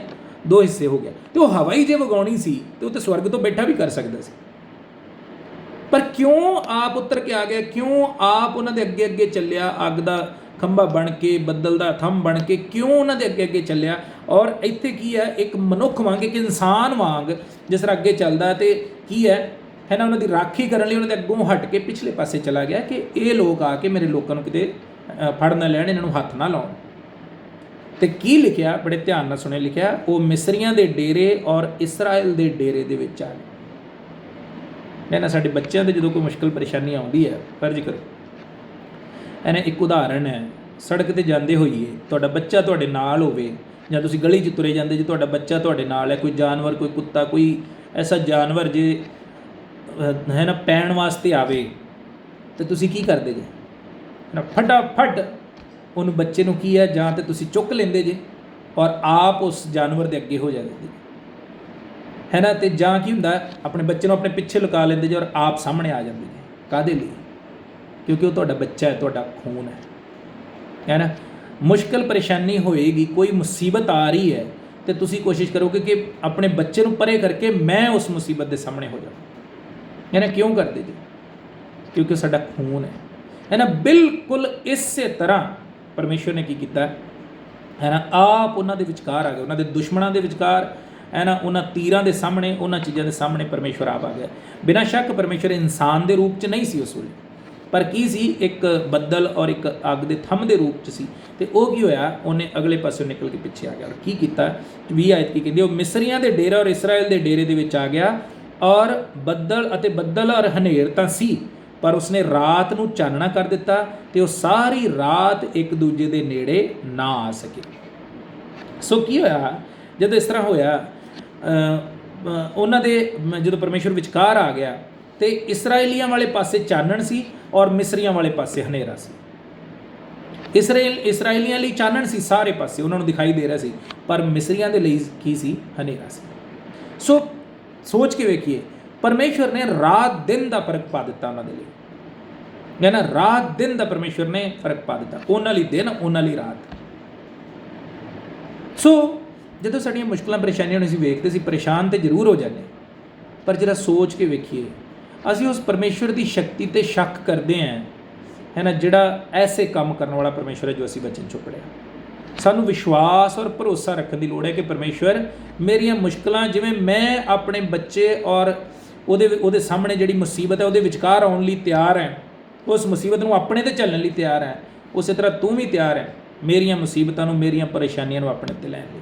ਔਰ ਅਸੀਂ ਵੇਖਦੇ ਹਾਂ ਬਾਈਬਲ ਦੇ ਵਿੱਚ ਮੁਸ਼ਕਲਾਂ ਪਰੇਸ਼ਾਨੀਆਂ ਆਉਂਦੀਆਂ ਜ਼ਰੂਰ ਨੇ, ਪਰ ਪਰਮੇਸ਼ਵਰ ਦੇ ਲੋਕਾਂ ਦਾ ਨੁਕਸਾਨ ਨਹੀਂ ਕਰ ਸਕਦੀ, ਕਿਉਂਕਿ ਪਰਮੇਸ਼ਵਰ ਆਪ ਵਿੱਚ ਆ ਖਲੋਂਦਾ। ਤੁਹਾਡੇ ਲਈ ਪਰਮੇਸ਼ਵਰ ਆਪਣੇ 'ਤੇ ਮੁਸੀਬਤ ਲੈ ਲੈਂਦਾ, ਪਰ ਕਾਹਦੇ ਲਈ ਹੁੰਦਾ ਹੈ? ਪਰਮੇਸ਼ਵਰ ਨੂੰ ਮੁਸੀਬਤ ਲੈਣ ਦੀ ਲੋੜ ਕਿਉਂ? ਆਪਣੇ 'ਤੇ ਉਹ ਮੁਸ਼ਕਲ ਪਰੇਸ਼ਾਨੀ ਲੈਣ ਦੀ ਲੋੜ ਕਿਉਂ? ਤੇ ਸਵਰਗ 'ਚ ਬੈਠਾ ਸਭ ਕੁਝ ਕਰ ਸਕਦਾ। ਇਸ ਕਰਕੇ ਆ ਕੇ ਸਾਡਾ ਭਰੋਸਾ, ਸਾਡਾ ਵਿਸ਼ਵਾਸ ਉਹਦੇ ਉੱਤੇ ਪੈਦਾ ਹੋਇਆ। ਅਸੀਂ ਵੇਖਾਂਗੇ ਉਹਦੀ ਵਜ੍ਹਾ ਕੀ ਹੈ, ਕਿਉਂ ਪਰਮੇਸ਼ਵਰ ਇਸ ਤਰ੍ਹਾਂ ਦੇ ਕੰਮ ਕਰਦਾ, ਆਪ ਕਿਉਂ ਉੱਤਰ ਆਇਆ, ਖੁਦ ਕਿਉਂ ਉੱਤਰ ਕੇ ਆਇਆ। ਕਿਉਂ ਦਾਊਦ ਕਹਿੰਦਾ ਕਿ ਪਰਮੇਸ਼ਵਰ ਤੇਰੇ ਵਰਗਾ ਕੋਈ ਪਰਮੇਸ਼ਵਰ ਨਹੀਂ, ਤੇ ਤੇਰੀ ਪ੍ਰਜਾ ਵਰਗੀ ਕੋਈ ਪ੍ਰਜਾ ਨਹੀਂ ਜਿਹਦੇ ਲਈ ਆਪ ਪਰਮੇਸ਼ਵਰ ਉੱਤਰ ਕੇ ਆ ਜਾਏ। ਕੀ ਸਾਡੇ 'ਚ ਖਾਸ ਐਸਾ ਕਿ ਪਰਮੇਸ਼ਵਰ ਸਾਡੇ ਲਈ ਇਸ ਤਰ੍ਹਾਂ ਕਰਦਾ ਹੈ ਨਾ? ਤੁਹਾਡੇ 'ਚ ਕੀ ਖਾਸ ਹੈ? ਮੇਰੇ 'ਚ ਕੀ ਖਾਸ ਹੈ ਕਿ ਪਰਮੇਸ਼ਵਰ ਸਾਡੇ ਲਈ ਆਪ ਉੱਤਰ ਆਉਂਦਾ ਹੈ ਨਾ? ਕੁਝ ਖਾਸ ਨਹੀਂ, ਸਾਡੇ 'ਚ ਕੁਝ ਖਾਸ ਨਹੀਂ। ਸਾਡੇ ਪਰਮੇਸ਼ਵਰ ਦੇ ਵਿੱਚ ਸਭ ਕੁਝ ਖਾਸ ਹੈ, ਪਰ ਸਾਡੇ 'ਚ ਕੁਝ ਖਾਸ ਨਹੀਂ, ਹੈ ਨਾ? ਅਸੀਂ ਤੇ ਪੌਲੁਸ ਕੀ ਕਹਿੰਦਾ ਹੈ ਨਾ, ਪਰਮੇਸ਼ਵਰ ਮੈਂ ਕੀ ਹੈ, ਇੱਕ ਅਧੂਰਾ ਜੰਮ ਹੈ, ਮੇਰੇ ਤੋਂ ਵੱਡਾ ਪਾਪੀ ਦੁਨੀਆ 'ਚ ਕੋਈ ਹੈ ਨਹੀਂ, ਪਰ ਫਿਰ ਵੀ ਤੂੰ ਕੀ ਹੈ, ਮੇਰੇ ਨਾਲ ਪਿਆਰ ਕੀਤਾ। ਇਹ ਗੱਲ ਹਮੇਸ਼ਾ ਯਾਦ ਰੱਖਣੀ ਚਾਹੀਦੀ। ਸਾਡਾ ਵਿਸ਼ਵਾਸ, ਭਰੋਸਾ, ਅਸੀਂ ਇੱਕ ਐਸੇ ਪਰਮੇਸ਼ਵਰ ਨੂੰ ਮੰਨਦੇ ਹਾਂ ਜਿਹੜਾ ਆਪ ਉੱਤਰ ਕੇ ਆ ਜਾਂਦਾ ਹੈ ਨਾ? ਸਾਡੀ ਮੁਸ਼ਕਿਲ ਪਰੇਸ਼ਾਨੀ ਦੇ ਵਿੱਚ ਆਪ ਸਾਨੂੰ ਸਹਾਰਾ ਦਿੰਦਾ ਹੈ, ਔਰ ਬਿਨਾਂ ਸ਼ੱਕ ਉਹ ਸਾਨੂੰ ਦਿਖਾਈ ਨਾ ਦੇਵੇ, ਪਰ ਉਹ ਕਿਸੇ ਨਾ ਕਿਸੇ ਰੂਪ 'ਚ ਸਾਡੇ ਨਾਲ ਰਹਿੰਦਾ, ਕਿਸੇ ਨਾ ਕਿਸੇ ਤਰ੍ਹਾਂ ਸਾਡੇ ਆਲੇ ਦੁਆਲੇ ਰਹਿੰਦਾ ਹੈ ਨਾ? ਇਸਰਾਏਲੀਆਂ ਨੂੰ ਸਿਰਫ ਬੱਦਲ ਔਰ ਅੱਗ ਦਾ ਥੰਮ ਦਿਖਾਈ ਦੇ ਰਿਹਾ ਸੀ, ਪਰ ਉਹਦੇ ਵਿੱਚ ਕੌਣ ਸੀ? ਪਰਮੇਸ਼ਵਰ ਆਪ ਸੀ। ਪੜ੍ਹਾਂਗੇ ਅਸੀਂ ਫਿਰ ਅੱਗੇ ਕੀ ਲਿਖਿਆ, ਜਿਸ ਦੀ 24 ਆਇਤ ਨੂੰ ਪੜ੍ਹੀਏ। 24 ਆਇਤ 'ਚ ਲਿਖਿਆ, ਤਾਂ ਇਉਂ ਹੋਇਆ ਕਿ ਸਵੇਰ ਦੇ ਪਹਿਰ, ਮੈਂ ਤੁਹਾਨੂੰ ਦੱਸਿਆ ਰਾਤ ਔਰ ਦਿਨ ਦਾ ਪਰਮੇਸ਼ਵਰ ਨੇ ਉਹਨਾਂ ਦੇ ਵਿੱਚ ਫਰਕ ਪਾ ਦਿੱਤਾ। ਕੀ ਹੋਇਆ? ਸਵੇਰ ਦੇ ਪਹਿਰ ਯਹੋਵਾ ਨੇ ਮਿਸਰੀਆਂ ਦੇ ਡੇਰੇ ਨੂੰ ਅੱਗ ਔਰ ਬੱਦਲ ਦੇ ਥੰਮ ਦੇ ਵਿੱਚੋਂ ਦੀ ਡਿੱਠਾ। ਮਤਲਬ ਕੀ ਹੈ? ਉਹਦੇ ਵਿੱਚ ਕੌਣ ਸੀ? ਅੱਗ ਔਰ ਬੱਦਲ ਦਾ ਜਿਹੜਾ ਥੰਮ ਸੀ, ਉਹਦੇ ਵਿੱਚ ਪਰਮੇਸ਼ਵਰ ਸੀ, ਉਹਦੇ ਵਿੱਚੋਂ ਪਰਮੇਸ਼ਵਰ ਨੇ ਵੇਖਿਆ ਉਹਨਾਂ ਨੂੰ। ਪਰਮੇਸ਼ਵਰ ਆਪ ਉਸ ਜਗ੍ਹਾ 'ਤੇ ਉਸ ਅੱਗ ਔਰ ਬੱਦਲ ਦੇ ਥੰਮ ਦੇ ਵਿੱਚ ਸੀ, ਔਰ ਪਰਮੇਸ਼ਵਰ ਨੇ ਕੀ ਕੀਤਾ? ਨਜ਼ਰ ਮਾਰੀ। ਲਿਖਿਆ, ਵੇਖਿਆ ਮਿਸਰੀਆਂ ਦੇ ਡੇਰੇ ਨੂੰ ਅੱਗ ਔਰ ਬੱਦਲ ਦੇ ਥੰਮ ਦੇ ਵਿੱਚੋਂ ਦੀ ਡਿੱਠਾ, ਤੇ ਮਿਸਰੀਆਂ ਦੇ ਡੇਰੇ ਨੂੰ ਗੜਗੜਾਹਟ ਵਿੱਚ ਪਾ ਦਿੱਤਾ। ਹੈ ਨਾ? ਕੌਣ ਲੜ ਰਿਹਾ ਇਸਰਾਏਲੀਆਂ ਵਾਸਤੇ? ਪਰਮੇਸ਼ਵਰ ਲੜ ਰਿਹਾ। ਸੋ ਬੜੀ ਵੱਡੀ ਗੱਲ ਹੈ, ਸਾਨੂੰ ਆਪਣੀ ਜ਼ਿੰਦਗੀ 'ਚ ਆਪਣੀਆਂ ਮੁਸ਼ਕਲਾਂ ਪਰੇਸ਼ਾਨੀਆਂ 'ਚ ਜੋ ਵੀ ਤੁਹਾਡੀ ਭੈਜਲ ਹੈ, ਜੋ ਵੀ ਤੁਹਾਡੀ ਮੁਸ਼ਕਲ ਹੈ, ਪਰੇਸ਼ਾਨੀ ਹੈ, ਤੁਹਾਡੇ ਮਨ ਦੀ ਪਰੇਸ਼ਾਨੀ ਹੈ, ਤੁਹਾਡੇ ਆਲੇ ਦੁਆਲੇ ਪਰੇਸ਼ਾਨੀ ਹੈ, ਕਿਸੇ ਵੀ ਤਰ੍ਹਾਂ ਦੀ ਹੈ, ਵਿਸ਼ਵਾਸ ਰੱਖੀਏ ਪਰਮੇਸ਼ਵਰ 'ਤੇ। ਜੇ ਤੁਸੀਂ ਭਰੋਸਾ ਰੱਖਦੇ ਜੇ, ਵਿਸ਼ਵਾਸ ਰੱਖਦੇ ਜੇ, ਪਰਮੇਸ਼ਵਰ ਨੁਕਸਾਨ ਨਹੀਂ ਹੋਣ ਦੇਗਾ, ਹੈ ਨਾ? ਔਰ ਜੇ ਹੁੰਦਾ ਉਹਦੇ ਪਿੱਛੇ ਪਰਮੇਸ਼ਵਰ ਨੇ ਕੁਝ ਬਹੁਤ ਚੰਗਾ ਸੋਚਿਆ। ਐਸਾ ਵਿਸ਼ਵਾਸ ਕਰਨ ਲਈ ਬੜੇ ਵੱਡੇ ਭਰੋਸੇ ਦੀ ਜ਼ਰੂਰਤ ਹੈ, ਕਿਉਂਕਿ ਸਾਨੂੰ ਨੁਕਸਾਨ ਕਿਸੇ ਨੂੰ ਚੰਗਾ ਨਹੀਂ ਲੱਗਦਾ, ਪਰੇਸ਼ਾਨੀ ਕਿਸੇ ਨੂੰ ਚੰਗੀ ਨਹੀਂ ਲੱਗਦੀ, ਪਰ ਜੇ ਅਸੀਂ ਪਰਮੇਸ਼ਵਰ 'ਤੇ ਵਿਸ਼ਵਾਸ ਰੱਖਦੇ ਹਾਂ ਤਾਂ ਸਾਨੂੰ ਇਹ ਹਮੇਸ਼ਾ ਚੇਤਾ ਰੱਖਣਾ ਚਾਹੀਦਾ ਕਿ ਸਾਡੀ ਮੁਸ਼ਕਲ ਪਰੇਸ਼ਾਨੀ ਪਰਮੇਸ਼ਵਰ ਦੀਆਂ ਨਜ਼ਰਾਂ ਤੋਂ ਓਹਲੇ ਨਹੀਂ ਹੈ, ਅਤੇ ਜੇ ਉਹ ਇਹਨੂੰ ਦੂਰ ਨਹੀਂ ਕਰ ਰਿਹਾ, ਜੋ ਇਹਨੂੰ ਇਸ ਤਰ੍ਹਾਂ ਹੋਣ ਦੇ ਰਿਹਾ ਹੈ, ਤਾਂ ਉਹਨੇ ਜ਼ਰੂਰ ਕੁਝ ਸੋਚਿਆ ਹੀ ਹੋਏਗਾ, ਹੈ ਨਾ? ਅਸੀਂ ਨਹੀਂ ਜਾਣਦੇ ਕੀ ਉਹਨੇ ਸੋਚਿਆ, ਪਰ ਉਹਨੇ ਜ਼ਰੂਰ ਕੁਝ ਨਾ ਕੁਝ ਸੋਚਿਆ ਹੋਏਗਾ, ਤਾਂ ਹੀ ਉਹਨੇ ਅਜੇ ਇਸ ਪਰੇਸ਼ਾਨੀ ਨੂੰ ਰੱਖਿਆ। ਸੋ ਹਮੇਸ਼ਾ ਇਸ ਗੱਲ ਦਾ ਸਾਨੂੰ ਕੀ ਹੈ? ਵਿਸ਼ਵਾਸ ਰੱਖਣਾ ਚਾਹੀਦਾ। 27 ਔਰ 28 ਆਇਤ ਅਸੀਂ ਵੇਖਾਂਗੇ। ਕੁਝ ਲਿਖਿਆ, ਮੂਸਾ ਨੇ ਆਪਣਾ ਹੱਥ ਸਮੁੰਦਰ 'ਤੇ ਲੰਮਾ ਕੀਤਾ, ਔਰ ਪੌ ਫਟਣ ਵੇਲੇ ਸਮੁੰਦਰ ਆਪਣੇ ਪਹਿਲੇ ਬਲ ਨਾਲ ਮੁੜਿਆ, ਅਤੇ ਮਿਸਰੀ ਉਸ ਦੀ ਵੱਲੋਂ ਨੱਠੇ, ਪਰ ਯਹੋਵਾ ਨੇ ਮਿਸਰੀਆਂ ਨੂੰ ਸਮੁੰਦਰ ਦੇ ਵਿੱਚ ਛੰਡ ਸੁੱਟਿਆ। ਮੈਂ ਪੜ੍ਹ ਰਿਹਾ ਸੀ, ਅੰਗਰੇਜ਼ੀ ਦੀ ਬਾਈਬਲ 'ਚ ਲਿਖਿਆ, ਪਰ ਮੈਂ ਉਹ ਜਦੋਂ ਸਮੁੰਦਰ ਨੂੰ ਪਰਮੇਸ਼ਰ ਨੇ ਵਾਪਸ ਲਿਆਂਦੇ, ਪਾਣੀ ਇਕੱਠੇ ਕਰਨ ਲੱਗਾ ਮਿਸਰੀਆਂ ਨੂੰ ਮਾਰਨ ਲਈ, ਤੇ ਮਿਸਰੀ ਭੱਜੇ ਵਾਪਸ ਕਿ ਅਸੀਂ ਫਟਾਫਟ ਸਮੁੰਦਰ ਦੇ ਵਿੱਚੋਂ ਬਾਹਰ ਨਿਕਲ ਜਾਈਏ। ਪਰ ਕੀ ਲਿਖਿਆ ਹੈ ਨਾ? ਇਸ ਜਗ੍ਹਾ 'ਤੇ ਲਿਖਿਆ ਛੰਡ ਸੁੱਟਿਆ। ਅੰਗਰੇਜ਼ੀ ਦੀ ਬਾਈਬਲ ਕਹਿੰਦੀ ਹੈ, ਉਹੀ ਜੋ ਪੰਜਾਬੀ 'ਚ ਹੈ, ਅੰਗਰੇਜ਼ੀ ਦੀ ਬਾਈਬਲ ਕਹਿੰਦੀ ਉਹਨਾਂ ਨੂੰ ਇਕੱਠੇ ਕਰਕੇ ਵਾਪਸ ਸਮੁੰਦਰ ਦੇ ਵਿੱਚ ਸੁੱਟਿਆ ਪਰਮੇਸ਼ਵਰ। ਉਹਨਾਂ ਨੂੰ ਨਿਕਲਣ ਨਹੀਂ ਦਿੱਤਾ, ਇੱਕ ਜਣਾ ਨਿਕਲਣ ਨਹੀਂ ਦਿੱਤਾ ਪਰਮੇਸ਼ਵਰ ਨੇ। ਮੂਲੋਂ ਪਰਮੇਸ਼ਵਰ ਨੇ ਕਿਹਾ ਤੁਹਾਡੇ 'ਚੋਂ ਇੱਕ ਵੀ ਬਚ ਕੇ ਨਹੀਂ ਜਾਣਾ ਚਾਹੀਦਾ, ਅਤੇ ਉਹਨਾਂ ਨੂੰ ਇਕੱਠੇ ਕਰਕੇ ਪਰਮੇਸ਼ਵਰ ਨੇ ਫਿਰ ਸਮੁੰਦਰ ਦੇ ਵਿੱਚ ਵਾਪਸ ਸੁੱਟਿਆ। ਉਹ ਭੱਜਦੇ ਨੇ, ਪਰ ਪਰਮੇਸ਼ਵਰ ਉਹਨੂੰ ਇਕੱਠੇ ਕਰਕੇ, ਉਹਨਾਂ ਦੇ ਰੱਥਾਂ ਦੇ ਪਹੀਏ ਜਾਮ ਹੋ ਗਏ, ਹੈ ਨਾ? ਨਿਕਲ ਨਹੀਂ ਸਕੇ। ਪਰਮੇਸ਼ਵਰ ਨੇ ਇਹ ਪੱਕਾ ਕਰ ਦਿੱਤਾ ਕਿ ਇਹਨਾਂ 'ਚੋਂ ਇੱਕ ਵੀ ਜਣਾ ਬਚ ਕੇ ਨਹੀਂ ਜਾਣਾ ਚਾਹੀਦਾ। ਸੋ ਜਦੋਂ ਮੁਸ਼ਕਲ ਪਰੇਸ਼ਾਨੀ ਖਤਮ ਹੋਏਗੀ ਨਾ, ਜੜੋਂ ਖਤਮ ਹੋਏਗੀ, ਪਰਮੇਸ਼ਵਰ ਦੁਬਾਰਾ ਉਹ ਮੁਸ਼ਕਲ ਪਰੇਸ਼ਾਨੀ ਨਹੀਂ ਆਉਣ ਦੇਗਾ, ਹੈ ਨਾ? ਇਸ ਗੱਲ ਦਾ ਵਿਸ਼ਵਾਸ, ਭਰੋਸਾ ਰੱਖਣ ਲਈ ਬੜੇ ਵੱਡੇ ਭਰੋਸੇ ਦੀ ਜ਼ਰੂਰਤ ਹੈ। ਔਰ ਕਿਉਂ ਇਹ ਸਭ ਕੁਝ ਕੀਤਾ ਨਾ? 28 ਆਇਤ ਪੜ੍ਹਾਂਗੇ। ਉਪਰੰਤ ਪਾਣੀ ਮੁੜਿਆ, ਔਰ ਉਹਨਾਂ ਨੇ ਰੱਥ ਅਤੇ ਘੋੜ ਚੜ੍ਹੇ, ਅਤੇ ਫਿਰੌਨ ਦੀ ਸਾਰੀ ਫੌਜ ਜਿਹੜੀ ਉਹਨਾਂ ਦੇ ਮਗਰ ਸਮੁੰਦਰ ਵਿੱਚ ਆਈ ਸੀ ਢੱਕ ਲਈ, ਔਰ ਉਹਨਾਂ ਵਿੱਚੋਂ ਇੱਕ ਵੀ ਨਾ ਬਚਿਆ। ਸੋ ਪਰਮੇਸ਼ਵਰ ਇਸ ਤਰੀਕੇ ਨਾਲ ਕੰਮ ਕਰਦਾ ਹੈ, ਉਹ ਸੋਚਦਾ, ਜ਼ਰੂਰ ਉਸਨੇ ਸੋਚਿਆ, ਔਰ ਉੱਤਰ ਆਏਗਾ, ਤੁਹਾਡੇ ਲਈ ਉੱਤਰ ਕੇ ਆਏਗਾ, ਆਪ ਉੱਤਰ ਕੇ ਆਏਗਾ, ਪਰ ਉਹ ਸਮਾਂ ਸੀ, है ना। 430 ਸਾਲ ਦਾ ਜਦੋਂ ਸਮਾਂ ਪੂਰਾ ਹੋਇਆ ਉਸ ਸਮੇਂ ਪਰਮੇਸ਼ਰ, ਇਸ ਕਰਕੇ ਉਹ ਬਹੁਤ ਮਹੱਤਵਪੂਰਨ ਗੱਲ ਹੈ ਕਿ ਅਸੀਂ ਉਹਦੇ ਸਮੇਂ ਦੀ ਉਡੀਕ ਕਰੀਏ, है ना। उदों तक भरोसा रखिए, विश्वास रखिए कि परमेश्वर इस मुश्किल परेशानी च मैं जरूर है पर तेरियां अखां तो ओले नहीं, तू तो आप उतर के आने वाला परमेश्वर है। जिस तरह मिस्रियां इसराइलियां के लिए उतरिया, मेरे लिए भी तू उतर के आ मेरी मुश्किल परेशानी, मैनू राह दिखा, है ना, मेरे लिए रस्ता कढ़। और फिर किया क्यों किया परमेश्वर ने, सब एक गल असीं वेखांगे। ऐवों इसराइल ने वो वड्डा काम वेख्या, 31 आयत, ऐवों इसराइल ने वो वड्डा काम वेख्या जिहड़ा यहोवा ने मिस्रियां दे विरुद्ध कीता सी, तां लोक यहोवा कोलों डर गए और उन्होंने यहोवा उत्ते ते उसदे दास मूसा उत्ते प्रतीत की। सारे काम दे पिछे वजह की सी, क्यों आप उतर के आया, क्यों उन्हें मिस्रियां दे उत्ते 10 बवां लियांदियां, क्यों परमेश्वर ने इस तरीके नाल चमत्कार करके समुंदर दे विच उन्हां नूं बाहर कढिया, क्योंकि वो परमेश्वर के उत्ते डर, परमेश्वर का डर तो परमेश्वर के उत्ते भरोसा रखन, दो गल्लां उन्हां दी जिंदगी दे विच पाउण लई। काहदे लई वजह दसी 31 आए, तां लोग यहोवा कोलों डर गए और उन्होंने यहोवा उत्ते ते उसदे दास मूसा उत्ते प्रतीत की। परमेश्वर के उत्ते विश्वास, प्रतीत और परमेश्वर का डर, दो गल्लां जे साडी जिंदगी च ने। इहो ही परमेश्वर का मकसद है साडी जिंदगी दे विच। ये क्यों परमेश्वर ने लिआंदा, ताकि उन्हां दी जिंदगी दे विच उहदा मकसद की सी, ताकि उन्हां दी जिंदगी च परमेश्वर का डर और परमेश्वर के उत्ते भरोसा पैदा हो।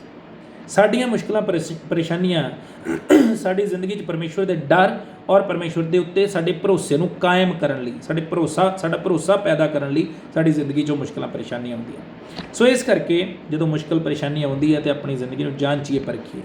डर, परमेश्वर का डर और परमेश्वर का भरोसा, उहदे उत्ते भरोसा साडा हमेशा साडी जिंदगी च होना चाहिए।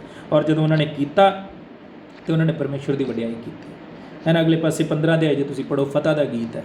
सो उन्होंने की परमेश्वर की वडियाई की गीत गा के कि साडे परमेश्वर ने सानू इस मुश्किल भेजन चों इस तरीके नाल छुड़ाया। सो इस करके परमेश्वर का डर और परमेश्वर के उत्ते भरोसा साडा हमेशा होना चाहिए। वो आप उत्तर आएगा तुहाडे लिए, है ना। आप उत्तर के तुहाडी मुश्किल परेशानी च शामिल होएगा, तुहाडे दुख नूं खुद महसूस करेगा। और समा जदों आएगा, जदों समा परमेश्वर का आएगा, सही समा जो तुहाडी जिंदगी लई जिहदे विच तुहाडी बेहतरी है, परमेश्वर उस समय ते परमेश्वर तुहानूं उस मुसीबत चों बाहर कढेगा। और ये ना सोचिए, मन सवाल आएगा कदों वो समा आएगा, है ना। इन्नी देर दे परेशान है। असीं मनुखी सोच नाल सोचते हैं, परमेश्वर अपनी सोच नाल सोचदा है।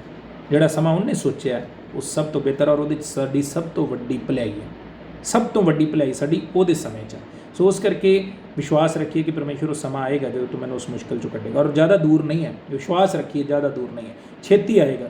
असीं इंसान है, साडी लिमिट परमेश्वर जानदा कि असीं कितना क बर्दाश्त कर सकते, है ना। ये परमेश्वर के समय की शुरुआत सी, जदों शुरुआत हुई है, इस करके 430 साल का लंबा समय सी। पर साडी जिंदगी 70-80 साल जे खिच धू के लै जाइए, इन्नी की है ना। जे परमेश्वर सानू देवे इन्नी कि साडी जिंदगी है, तो परमेश्वर जानता कि साडे कोल कितना समा। इस करके मुश्किलों का, साडियां परेशानियों का समा थोड़ा हुंदा है, पर साडा विश्वास और परमेश्वर का डर वो साडियां जिंदगियां च परमेश्वर के उत्ते होना चाहिए। आइए प्रार्थना करें। प्रभु शुक्रगुजार है सुंदर वचन वास्ते, आपदियां नेकियां भलाइयां वास्ते, और प्रभु इस प्यारे प्रभु सुंदर बाणी वास्ते जो आपने सानू सुनाई है। मेरी प्रार्थना मेरे अपने वास्ते, मेरे भैणा भाई वास्ते, हरेक की जिंदगी च ऐसा विश्वास, भरोसा और आपका वो डर होवे खुदावंदा जो आप साडी जिंदगी च वेखना चाहते थे। आपका डर और आप दे उत्ते साडा भरोसा, खास करके साडियां मुश्किलां परेशानियां दे विच प्रभु साडी जिंदगी च हमेशा बने रहे। मेरे एक एक भैन भाई मैं आपके हत्थां सौंपदा।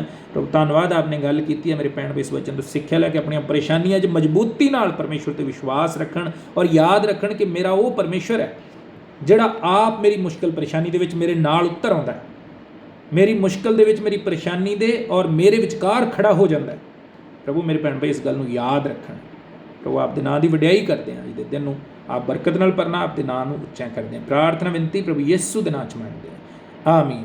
हुण साडे पिता परमेश्वर दा प्रेम, प्रभु यीशु मसीह दी किरपा और पवित्र आत्मा दी संगति हुण तो लैके सदा तक साडे सारिਆਂ दे नाल और परमेश्वर दे सबना लोकां दे नाल बणी रहे, आमीन। परमेश्वर तुहानूं सारिਆਂ नूं बहुत बहुत बरकत दे।